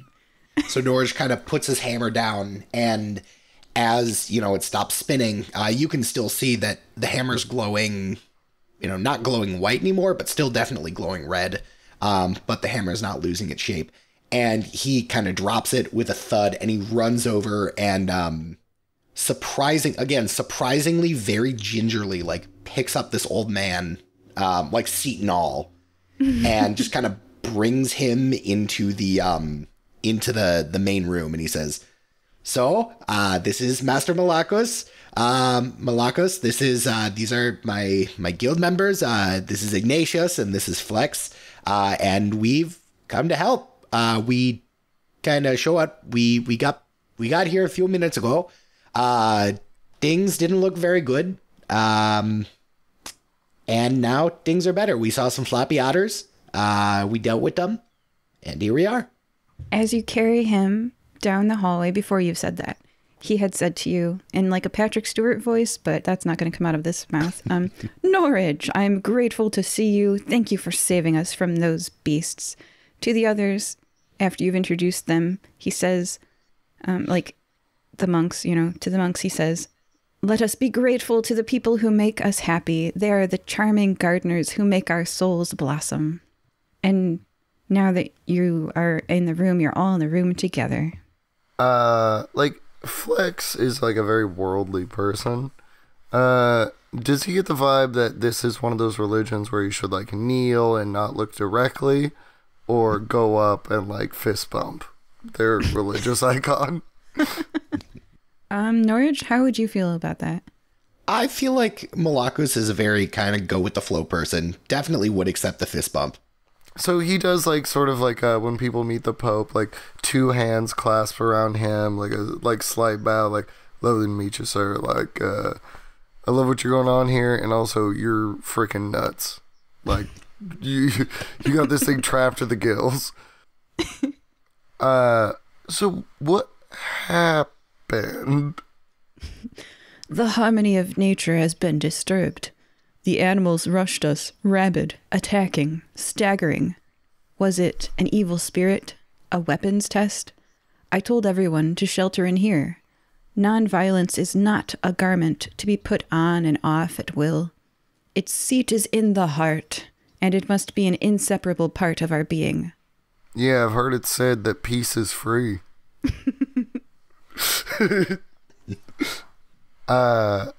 So this is like fully out of season. What makes you say weapons test, fella? I've been thinking of options in that room because it's better to hole up and think about what's happening. So you should treat energy the same way you treat money. It's a finite resource that needs to be wisely managed and invested. Well, I fully disagree with you, but a man's soul or a person's soul is unending, and energy is limitless. It's just the way we interact with our own being. But like what's yours is yours. This is actually really good role playing between a 20-year-old and a 96-year-old. Especially a 20-year-old who thinks he's smart. But again, weapons test by who? A weapon you've been creating? Norage, do you think that your monks are secretly creating weapons? It's a loaded term we need to explore. I'm not at liberty to talk about that. But yes. But one that they would have to hide from? Maybe. Probably not. Probably not. I would assume this has something to do with the Easton House Company. Am I correct? Are they doing weapons tests up at the lake? Why would they hire you to get a sample of it then? Is someone doing that? Ignatious, Thomas Edmondson is a thief and a braggart and a man of false patents, correct? I could not put it more succinctly myself. So, would it not make sense that if these monks here were creating something impressive, fair point, that he might want a sample? You see where I'm going with this? And again, he's motioning with his gun. I do. I've been blinded by my desire to end the man. I was not thinking of the far-reaching implications of his plots. Unfortunately, and this is a cold comfort, my friend, you might be the first, but you will not be the last. This dude sucks. He does indeed. Norage kind of looks at Malakos and the rest of the monks. He's just like, so I can't really say too much. I'm going to have to defer to my master to see if I can talk about the two elements that we're not supposed to talk about with anybody outside of the monastery. But if there was, kind of a weapons test, I would assume that it would probably fall under the purviews of one of those two. But oh, Norage, you're such a neophyte. I know all the properties of those two elements, and I'm not going to share them with the I won't share them with the party members, but I'll share them with the listeners. So take your headphones off, Flex and Ignatious. You're not monks. Oh, I would. How you? This is like you have this religion and no others, or like Flex motions at like all of the different religious iconography on his rune arm, and it's like, I got some space. I can pop a new one. Could we be indoctrinated to be monks of your order? I'm a big fan of random traps. This is just me, the GM, reminding the player of their own backstory. So Flex and Ignatius, take your headphones off. Note the intention. Okay. So their headphones are off. Norage, you remember, because you were a monk here, that the other two elements, shadow and soul, are not really taught because when you practice them, either you or your other person you're sparring against dies, because shadow is poison and it kills the opponent before they know they're dead, like mo shinderu. Yes. Mae wa mo shinderu. And so it's hard to practice poison on your fellow monks, you know? Right. So that one's not, but this is not like any poison you've seen where their just heart stops and they die. This is not that. And the other one is soul, which is when you astral project to create two equal fighters, which is too fatiguing. And when you use it for more than a few minutes, it causes permanent damage each time. So that one's not practiced because it's just bad for you. So now that you remember your religion, and you and Malakas have a chat, and I imagine that is in games that you stepped away and you had a chat. Yeah. Yeah. So I'll wave them back in. Okay. Wave, wave, wave, wave, wave, wave. Please look at me when your headphones are off. Okay. So Malakus and Norage, Flesh Ripper, had a little chat where he was granted the knowledge of the other two elements of his monastery. And now, Norage, do you think that the monks were responsible for what happened here today? No, certainly not. Well, let's get the heck out of here. Yeah, I would say let's go up to the lake and I assume whatever. Well, do the monks know anything? They mentioned it was a weapons test, correct? The Patrick Stewart voice, like Professor X says, or an evil spirit, or... Why would you say weapons test? Are you aware of something happening that is a weapons test? And then he lifts off 50 possibilities because thinking and meditating and, you know. He's just an esoteric. Yeah. And he says to the fellow monks, "Let us rise and be thankful, for if we didn't learn a lot today, at least we learned a little. And if we didn't learn a little, at least we didn't get sick. And if we got sick, at least we didn't die. So let us all be thankful." Norage definitely assumes like I don't know what the equivalent of amen would be, but he bows to that as all the other monks do. Ignatius tries to mimic what they're doing as well. Oh, Flex like does, I guess, but like waits a second too long. Like no knock on the players, but his ideology does not match with this stuff.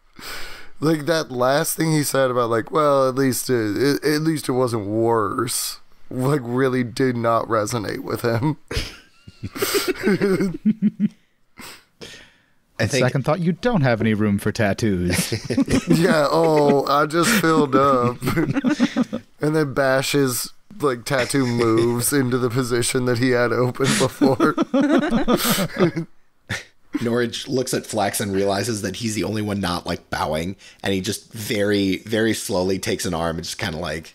Yeah, like Flex realizes as soon as like the eye contact is made, he's like, "Oh, I should be bowing," and like it very like genuinely tries to worship at an altar he does not see. And then Norage turns back to Malakus and says, "So if you're good here, then I think we can head over to the lake." And kind of looks at Ignatius and Flex. Yeah, are there any traps to the exit? Or and then Flex like looks up at the sky to his mother and is like, "Oof, I'm being rude in a religious house." The monks disarm the traps and then set them again behind you on your way out. If you found any bullet holes, those were pre-existing. Very specific otter damage in just a smoking circle. There's clearly a hallway with no blood and bullet holes, and I'm like, ooh. Norage, do you want to describe where you're taking him? Yeah. So as we walk back out of the entrance of the monastery, we take a quick left, and we follow a relatively decently easy to follow path. Certainly not paved or anything, but you can, with the amount of foot traffic from the monastery to the lake, it's a pretty easy to follow path. Kind of through the woods, decently meandering, definitely meant as kind of like a meditative walk, even when the monks go to the lake to collect water and bring it back. It's definitely still a meditative experience. Is this the monastery's primary water source 20 minutes away? Not primary. It's more of like they have wells, but it's kind of one of those things that Malacca sends people to go, fetch pails of water to go walk in nature and kind of be one with the area. Have you brought any pails with you? Have I? Not unless I was asked. All right, noted. The forest breaks, and there is a meadow of 4-foot-tall plants sloping down to the lake a few hundred feet away from you. You see the calm, football field-sized water stretching out before you, flat, no waves, it's just a tiny pond, really, reflecting the surrounding trees and the sky, and you hear the sound of gentle lapping against the shores. There's like a little, just water sounds, a little bit of trickle. There's a stream that flows from here into the river Emu. The fresh scent of the lake fills your nose, and you feel a breeze brush against your skin. Yeah, this is always pretty nice to come out here. Has anything changed since the last time you were here, or is this identical to your memory? Also, aren't you not supposed to drink lake water? No, that's a myth. He nods like that is fact. Yeah, I guess would Norage notice anything different? He probably was here a couple of weeks ago. Roll your choice of skill check, and you can defend your choice of skill used. Right. Well, I would say that this is probably I say senses. Would make sense that, Norage is kind of using his senses to both physical and mental to kind of understand if anything has changed in terms of physical or, emotion. That is going to be a pass. All right. You look at things and you can't tell any differences from what you would normally expect to see. All right. You don't see the otters you normally see here. That's what I was going to say. The otter of it all. Ignatius is going to have Archimedes fly into the water and into the middle of the lake. Well, first fly over, see if he can see anything in the water, and then land in the water and then take off to see if he gets hit or anything happens to him. Archimedes is a construct, right? Yes. Metal in the shape of a bird. Clockwork, I was thinking kind of like bronze. Yeah. I'm getting Owl from Clash of the Titans. Little bit. A metal bird flies by catching the air currents with its feathers, right? Yes. And it doesn't really suffer from being wet at all. Can it take off without a running jump? Probably. So yeah, it can land and then fly, and it won't sink to the bottom is what I'm saying. I'm saying you can take off. I think birds can take off from water. I've seen ducks, right? So sure. Yeah. Okay, it is back in the air. Brag. It did not sink like a stone to the, to the bottom I've of the seen pond. ducks. No. Yeah. So yeah, that works. That is successful. You don't lose your bird. Did he see anything in the water, or was the water boiling hot or anything? No, the water wasn't boiling hot or anything. And he didn't see anything in the water? No. From up above? No. And nothing came out of the water when he... Hey, Like Norage, you said drinking lake water is fine. Take a sip? No, I don't want to use you as a guinea pig. Let's find an actual guinea pig. Yeah, I look at Ignatius and go, yeah, that would be irresponsible, and then take a big drink of lake water. Okay, question. So you were a few hundred feet away from the water's edge. Does that mean that Flex is approaching the water? Oh, I missed that. But yeah, no, I'm like, he's going lakeside. Okay. Lake Carashae's water, as you approach it, you're getting closer and closer, is crystal clear. Beneath the shimmering surface are rounded rocks and a few patches of green aquatic plants. You hear the stream from the beaver, and distant bird calls fill your ears. You intend to touch the water, but despite your desire to dip your hand into the cool water, you hesitate. You do not want to touch this water. Please make a will save. Oh, say I won't. Yo, shout out to the 3 crew. You got a 3? Yep. Oh, you're very courageous and strong, like mentally. I am using will to be like your intelligence. You do not want to touch this water. So I'll like paint that as he's reaching out with his magic hand, and then just some like basic like runes that like it basically like Flex has like burned his hand on the stove a lot of time and never learned the lesson of not to touch a hot stove, so he had to get runes implanted to like light up to be like, hey, don't do this. Your runes And, like, activate. Yeah. Yeah, and I'm like, oh, okay. Hey, I'm glowing, boys. And I like wave back to him. So you said distant bird call, so there are no birds anywhere near this water. That's a great Oh. point. Yo, Flex attempts to pick up a rock and just throw it into the lake. Okay, I'm going to need everybody to roll initiative. Oh, hold on. Okay. I was testing to see if it's a magical spell preventing me, like the intention of disturbance, or if it's like a physical. So like as soon as like I reel my hand back to throw the rock, I'm like, oh, I can do this. Yeah. You can throw the rock in the water if you want. I just need to know if you do. So I would sort of like test and go, it's not magic. This is just a bad idea. Sorry. Archimedes has already disturbed the surface of the lake. We know that doesn't cause it. It would be, I wonder if it's a living being disturbs the lake. Gotta be. Here's an idea. I have a flask. Tie it to Archimedes' foot. Have him scoop up a little bit of this water. We have a contained specimen. Because we know he can touch the water. Nah. You're not thinking big picture. There's a thing in there. Again, motioning with his gun. That's the specimen they want. They want some blood or a tentacle so they can go done clone it. Before Ignatius can respond, have you ever seen the movie Deep Blue Sea, everybody? Oh, yes. No? Okay. Is that the one with the shark? Yeah, it's the one with the shark.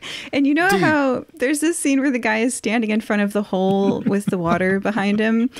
Flex turned around to talk to Ignatius there. And he turned his back to the football field-sized lake, and he's shouting at Ignatius.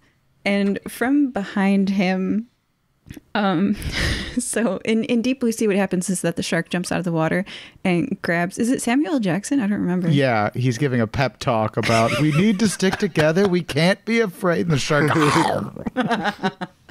I just remember the song at the end. Deep blue, my hat is like a shark's fin. Oh, man. So a ripple on the surface of the water behind Flex arrows straight towards him. The wave is behind the object. Ignatius realizes. Ignatius's eye is too late. Mistake. Following too slowly, looking at the wake and not its cause. The water builds up into a hump in the split second before the submerged mass erupts. In that split second, you see Ignatius, the jaws of an alligator opening above the water, ready to clamp down on its unsuspecting prey, Flex. And Flex, I'd like you to... Actually, your back was to it. You don't get to save. Yo, I would like you to be grabbed. Is this an ambush? I mean, Not technically. Then I go first in combat. Okay, you go first in combat underwater. Cool. Right, that's fair. All right. So yeah, the first thing it does is it takes you underwater, and then you go first in combat, and then that actually just tells us the turn order is first Flex, then the affected alligator, then Norage and Ignatious. Can you guys both do a sense save? I got an 18. I got a 4. Ignatious before Norage.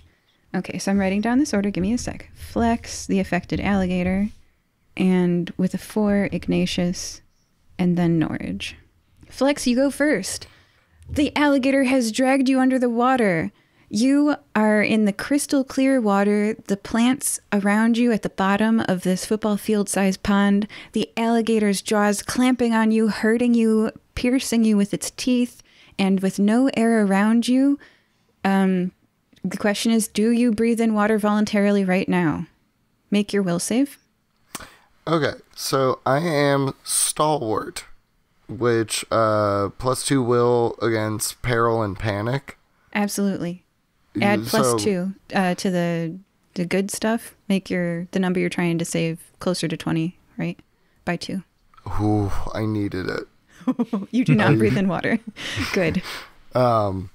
Yeah, so Flex is totally, like, unaffected by the fact that he is in a monster's jaws. Yeah. It's just he was vertical on land, and now he's in a monster's mouth underwater, and it has not affected him at all. Stalwart. Yeah. You take your turn. You're first. You're underwater. You're in the jaws. I put my gun in its mouth and shoot. Yes. Roll to hit. Oh. You thought you were the monster? Well, how do you like a 6? 6. You're trapped in here with me. 6 damage? No, that was 6 to hit, which passes. But sorry, passes, I'm used to have to be like, DM, did I hit? It's kind of not impressive. 3 on damage. 3 damage. All right. I will let you know this is stronger than an otter. No way. No way. Who would have thought? I don't know the actions of this, but can I attempt to, because I'm in its jaws, right? Yes. And we're suspended in liquid? Yes. I would kick away to try to bring us towards shore. Yes, you are fighting against its strength, trying to propel you through the water towards shore. Let's roll an opposed coordination check. So we're both going to roll, and if you beat the number on this dice, you win. The number on the dice is a 13. Yo, how you like a 5? You are closer to the shore. The surface is just above your fingertips. I'm not fighting towards the surface, like air and safety. I'm fighting towards my friends. Towards your friends. You're smart. You're smart. All right. Now it is the affected alligator's turn. I'm going to roll the morale save, and then I'm going to use that to determine if I hit or not. Okay, wow, alligators are good. Please take 10 damage, Flex. You can defend against this. Roll your sense save to save to take half damage. Shout out to the 2 crew. Okay, you take 5 damage. How many resolve do you have left? So I start with, 8? And then I already burned my bodyguard, right? On the trap, or because we didn't say we rested, or I don't know. Because it was only like a 20-minute walk. Yeah. Either way, I'm up. I'm at 3, or I can debate you for 8. I don't care, but it's fine. Let's say 4. There you go. Cool. All right. You're at 4 resolve. After the affected alligator crunches down hard on your leg, and you're let's say that you're releasing a red plume in the water. That's fair. Ignatius, you see a red plume and some struggling under the water. What do you do, Ignatius? I'm going to smile at a crocodile and attempt to taunt him. And I rolled a 1, so he's super taunted. Yes, which means that it can only deal a d4 of damage. And it now has that to does mean line of sight, right? So let's read the taunt rules. Can the alligator see you? I would argue I was dragging him specifically towards my friends. And I did succeed a check. So I think at least line of sight would be applicable. Okay. Except for that red plume. Yeah. But it's Flex just red plumed. Like mournfully thinks, God, I still got blood. Dang it. You need to replace more of body with machine. Yeah, I'm losing this leg. Damn blood getting in the way. Yeah, the red plume gets in the way, Ignatius. You can do something else with your turn instead if you'd like. You can't see him. You just see a red plume and struggling. And probably hear a gunshot. Yeah. Okay, here's what I'm going to do. I'm going to try to expose him. Ah. I make a sense. Can I keep my 1 since I couldn't taunt anyway? Yeah. Cool. Okay, so then I have a weapon. Yeah, on a success, the next successful attack on the target by me or an ally is enhanced. Nice. Okay. Enhanced means that you're going to roll a d12, and this next person's going to be Norage, so I'm letting you know. Under Section 3 Combat Enhanced, you roll a d12 for damage, regardless of your weapon, so your hammer got even stronger, and this attack cannot be defended against. Sweet. So you just have to get in there, because you're a melee fighter, and if you do, you're enhanced. Excellent job exposing it. So how in story do you expose the crocodile or alligator in this plume of red?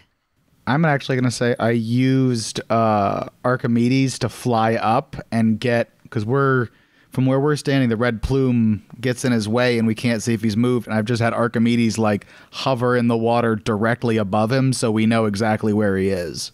And what that looks like to Flex is that the surface sparkling through the water, the sunlight sparkling through, you see the shadow of a bird's wings.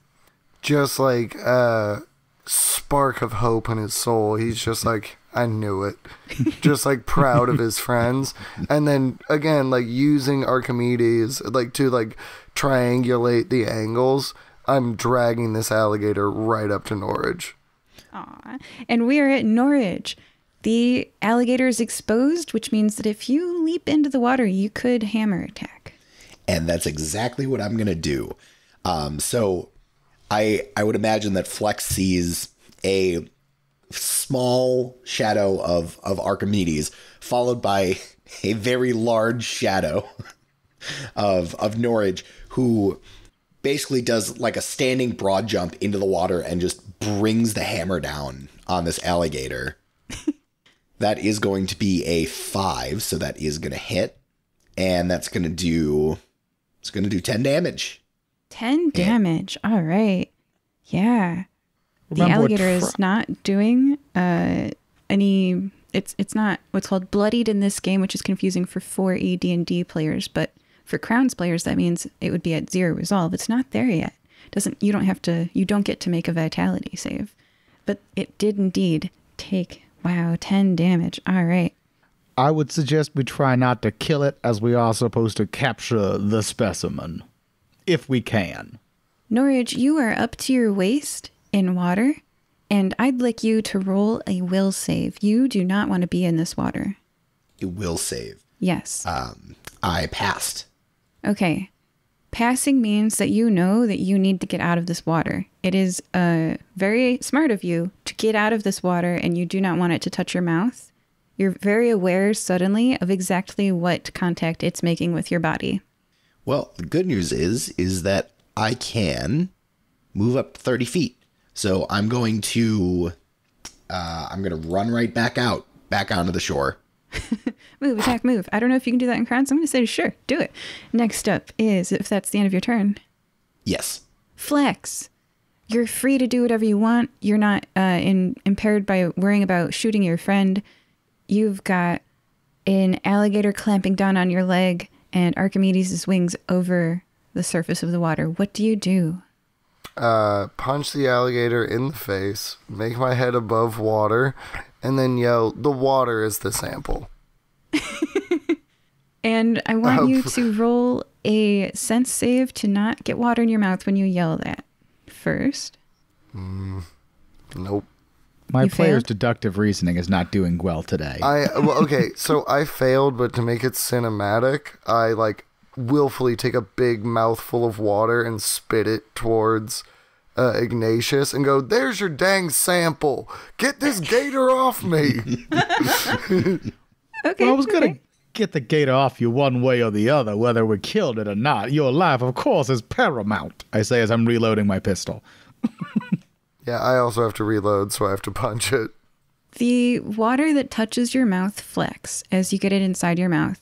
It feels itchy, like when you really need a drink of water and your throat is scratchy and dry and cottony and you want more water, but you don't want this water. And I'll tell you what happens later. I was going to say, so I'm just stoned. You're very incredibly thirsty. I want a cherry 7-Up, but You I want a just cherry have, 7-Up. You're I very just have incredibly dumb water. so thirsty, but also you don't want to drink this water. It is a little frustrating. You feel frustrated. Water everywhere and not a drop to drink. Whatever. I'll get a rune for this. This specific situation. And being in Mexico, don't drink the water. Look, man, I'm going to find a dark god of thirst that I'll give a part of my soul to, and then I will never thirst again. So, next up is the affected alligator. It's still on your leg, and it tugs you, and you sharply jerk. Did that save negate my action? Oh, no, sorry, go ahead. Yeah, I thought you just hit it, though, right? You just hit it? Yeah, I'm just punching it, improvised weapon, Yeah. with my metal hand. Sorry, yes. How much damage did it take if you hit? Let me see if I hit. I did, and it takes... That's a core save, because this is a melee. The 8, so Yeah. I'm chilling. Like, nothing really rocks below an 8. Only 2 damage, though. 2 damage. Okay, noted. Yeah, no, So- it's not dead. My, like, robotic arm is, like, stuck in its mouth and trying to expand. And, just, like, it's not really a punch. It's just, like, I'm trying to tire this thing out. Aw. The teeth scrape against your robotic arm. They tug and your shoulder feels yanked. You dip below the surface again, once again far from air. There's a crunching sound, a cracking sound, as the metal fatigues and then snaps a little bit, and you start to spin in this death roll as all of you gets shaken and you're being pounded into the ground by the spinning. Your body smacks into those smooth stones on the bottom of this pond. And I would like you to, let me roll for oh, that's a 3 on the dice. Yeah, I would like you to take 10 damage. Oh, I'm funzo dunzo, bro. I can't even evade it. So, can somebody please read I've got it up on the screen. When a character takes critical damage, they gain the wounded condition. Did you just kill Flex? I did not kill Flex. Oh, no. Please mark the critical condition on your character sheet and make a will save. I'm gonna fail. Don't do good, my guy. It's a 17 on the dice-o. Okay? If they succeed, they press on. If they fail, they fall incapacitated and gain the peril condition, so you now have wounded and peril. Is your entire pack full of conditions? No, this is the first condition I've taken, right? Good.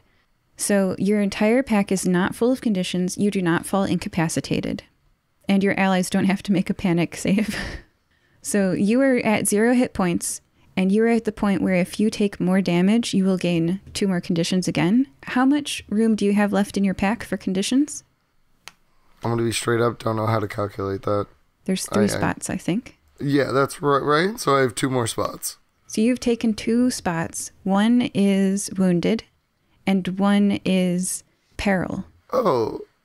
So if you want to look up those conditions, you can, but you don't have to in this moment, because you know that you have 1 spot left for a condition. So you are not dead. I like the fail-safes and crowns. You don't die right away. You got some stress going on there before you die. And what happens in story is you feel weak, Flex. You feel helpless as your life slowly slips away. Your eyes close, but it's not that there's nothing to see. Instead of blackness, a vision of your mother appears before you. Her ghostly form radiating an otherworldly light underwater, like the sunbeams through the water. They surround you, infusing you with renewed strength.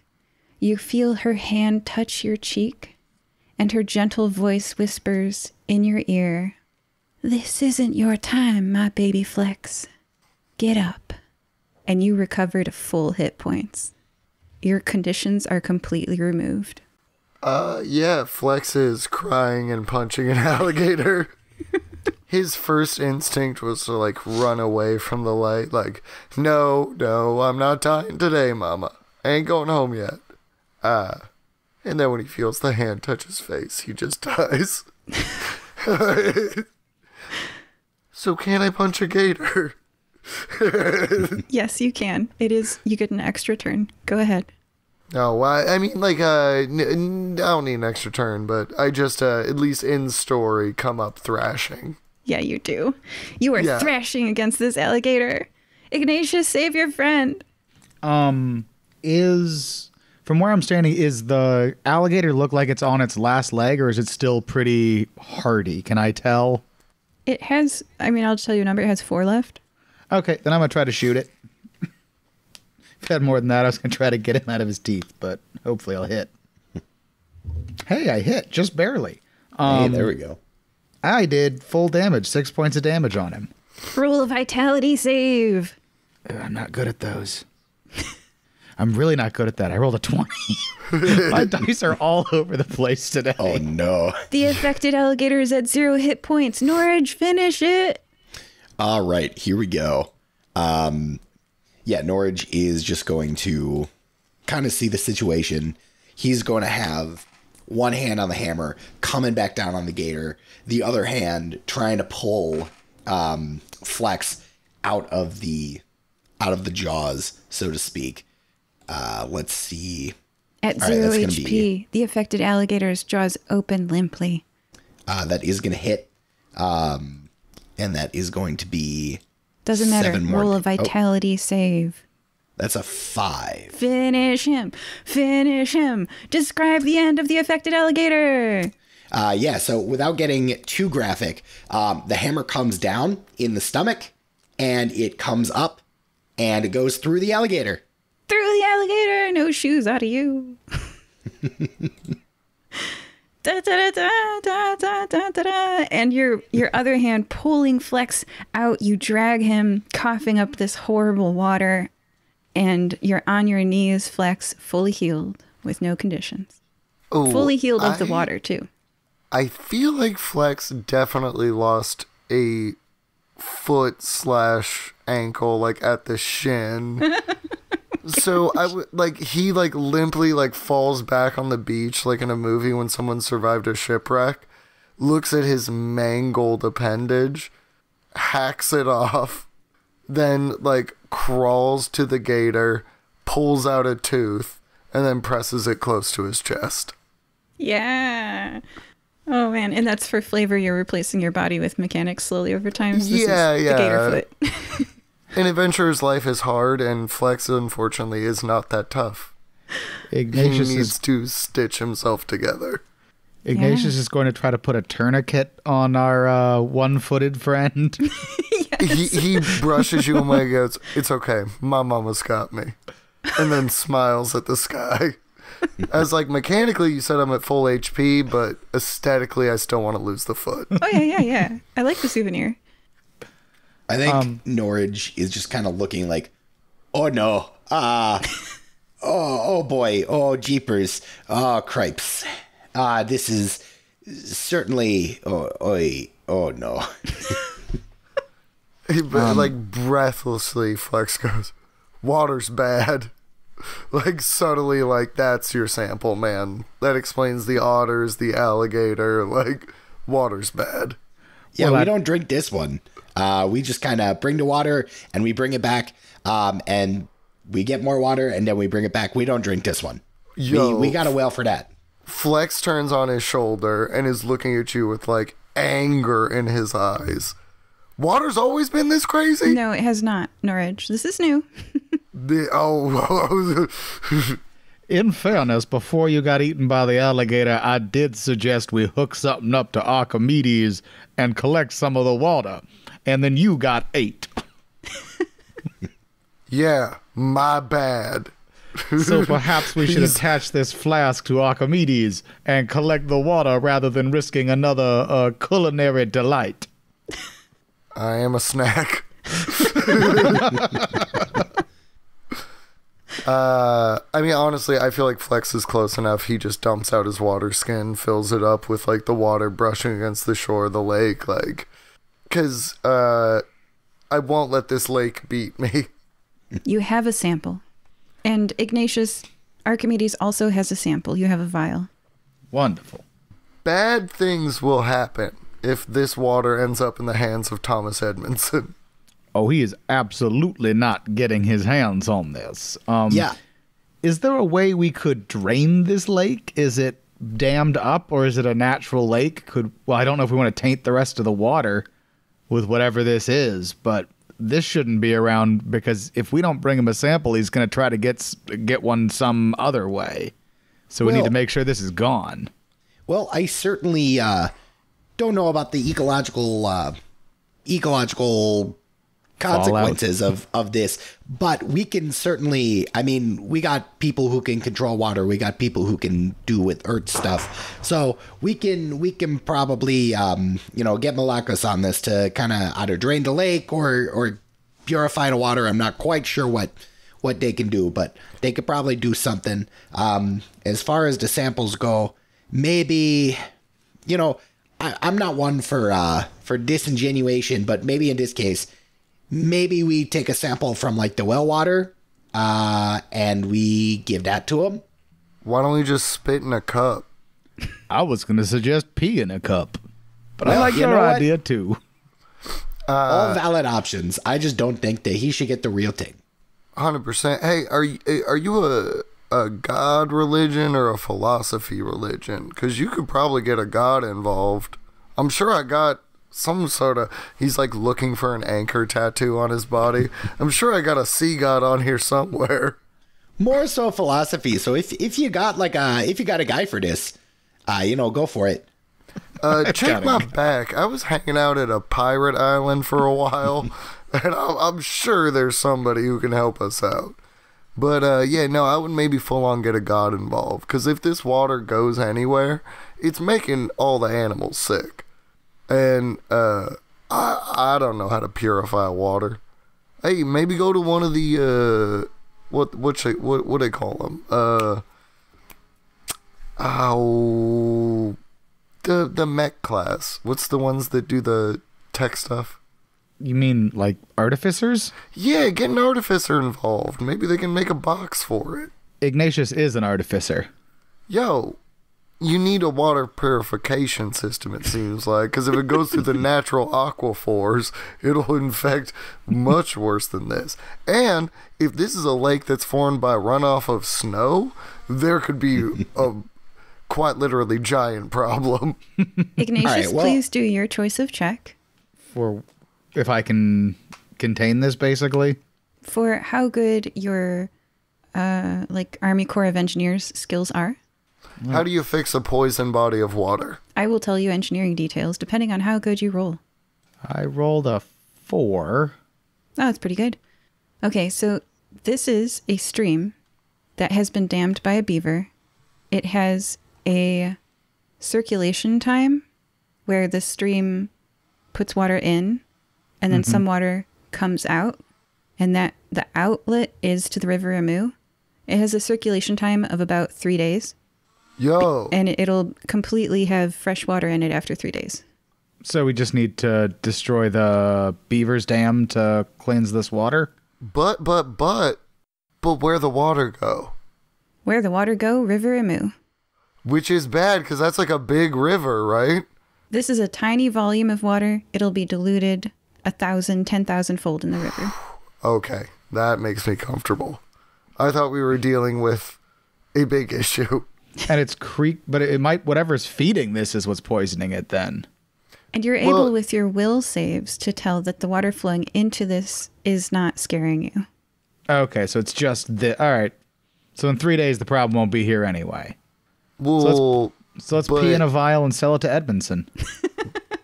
I mean, I hate to get to the esoterics of it, but like, somebody poisoned the water in the last 3 days.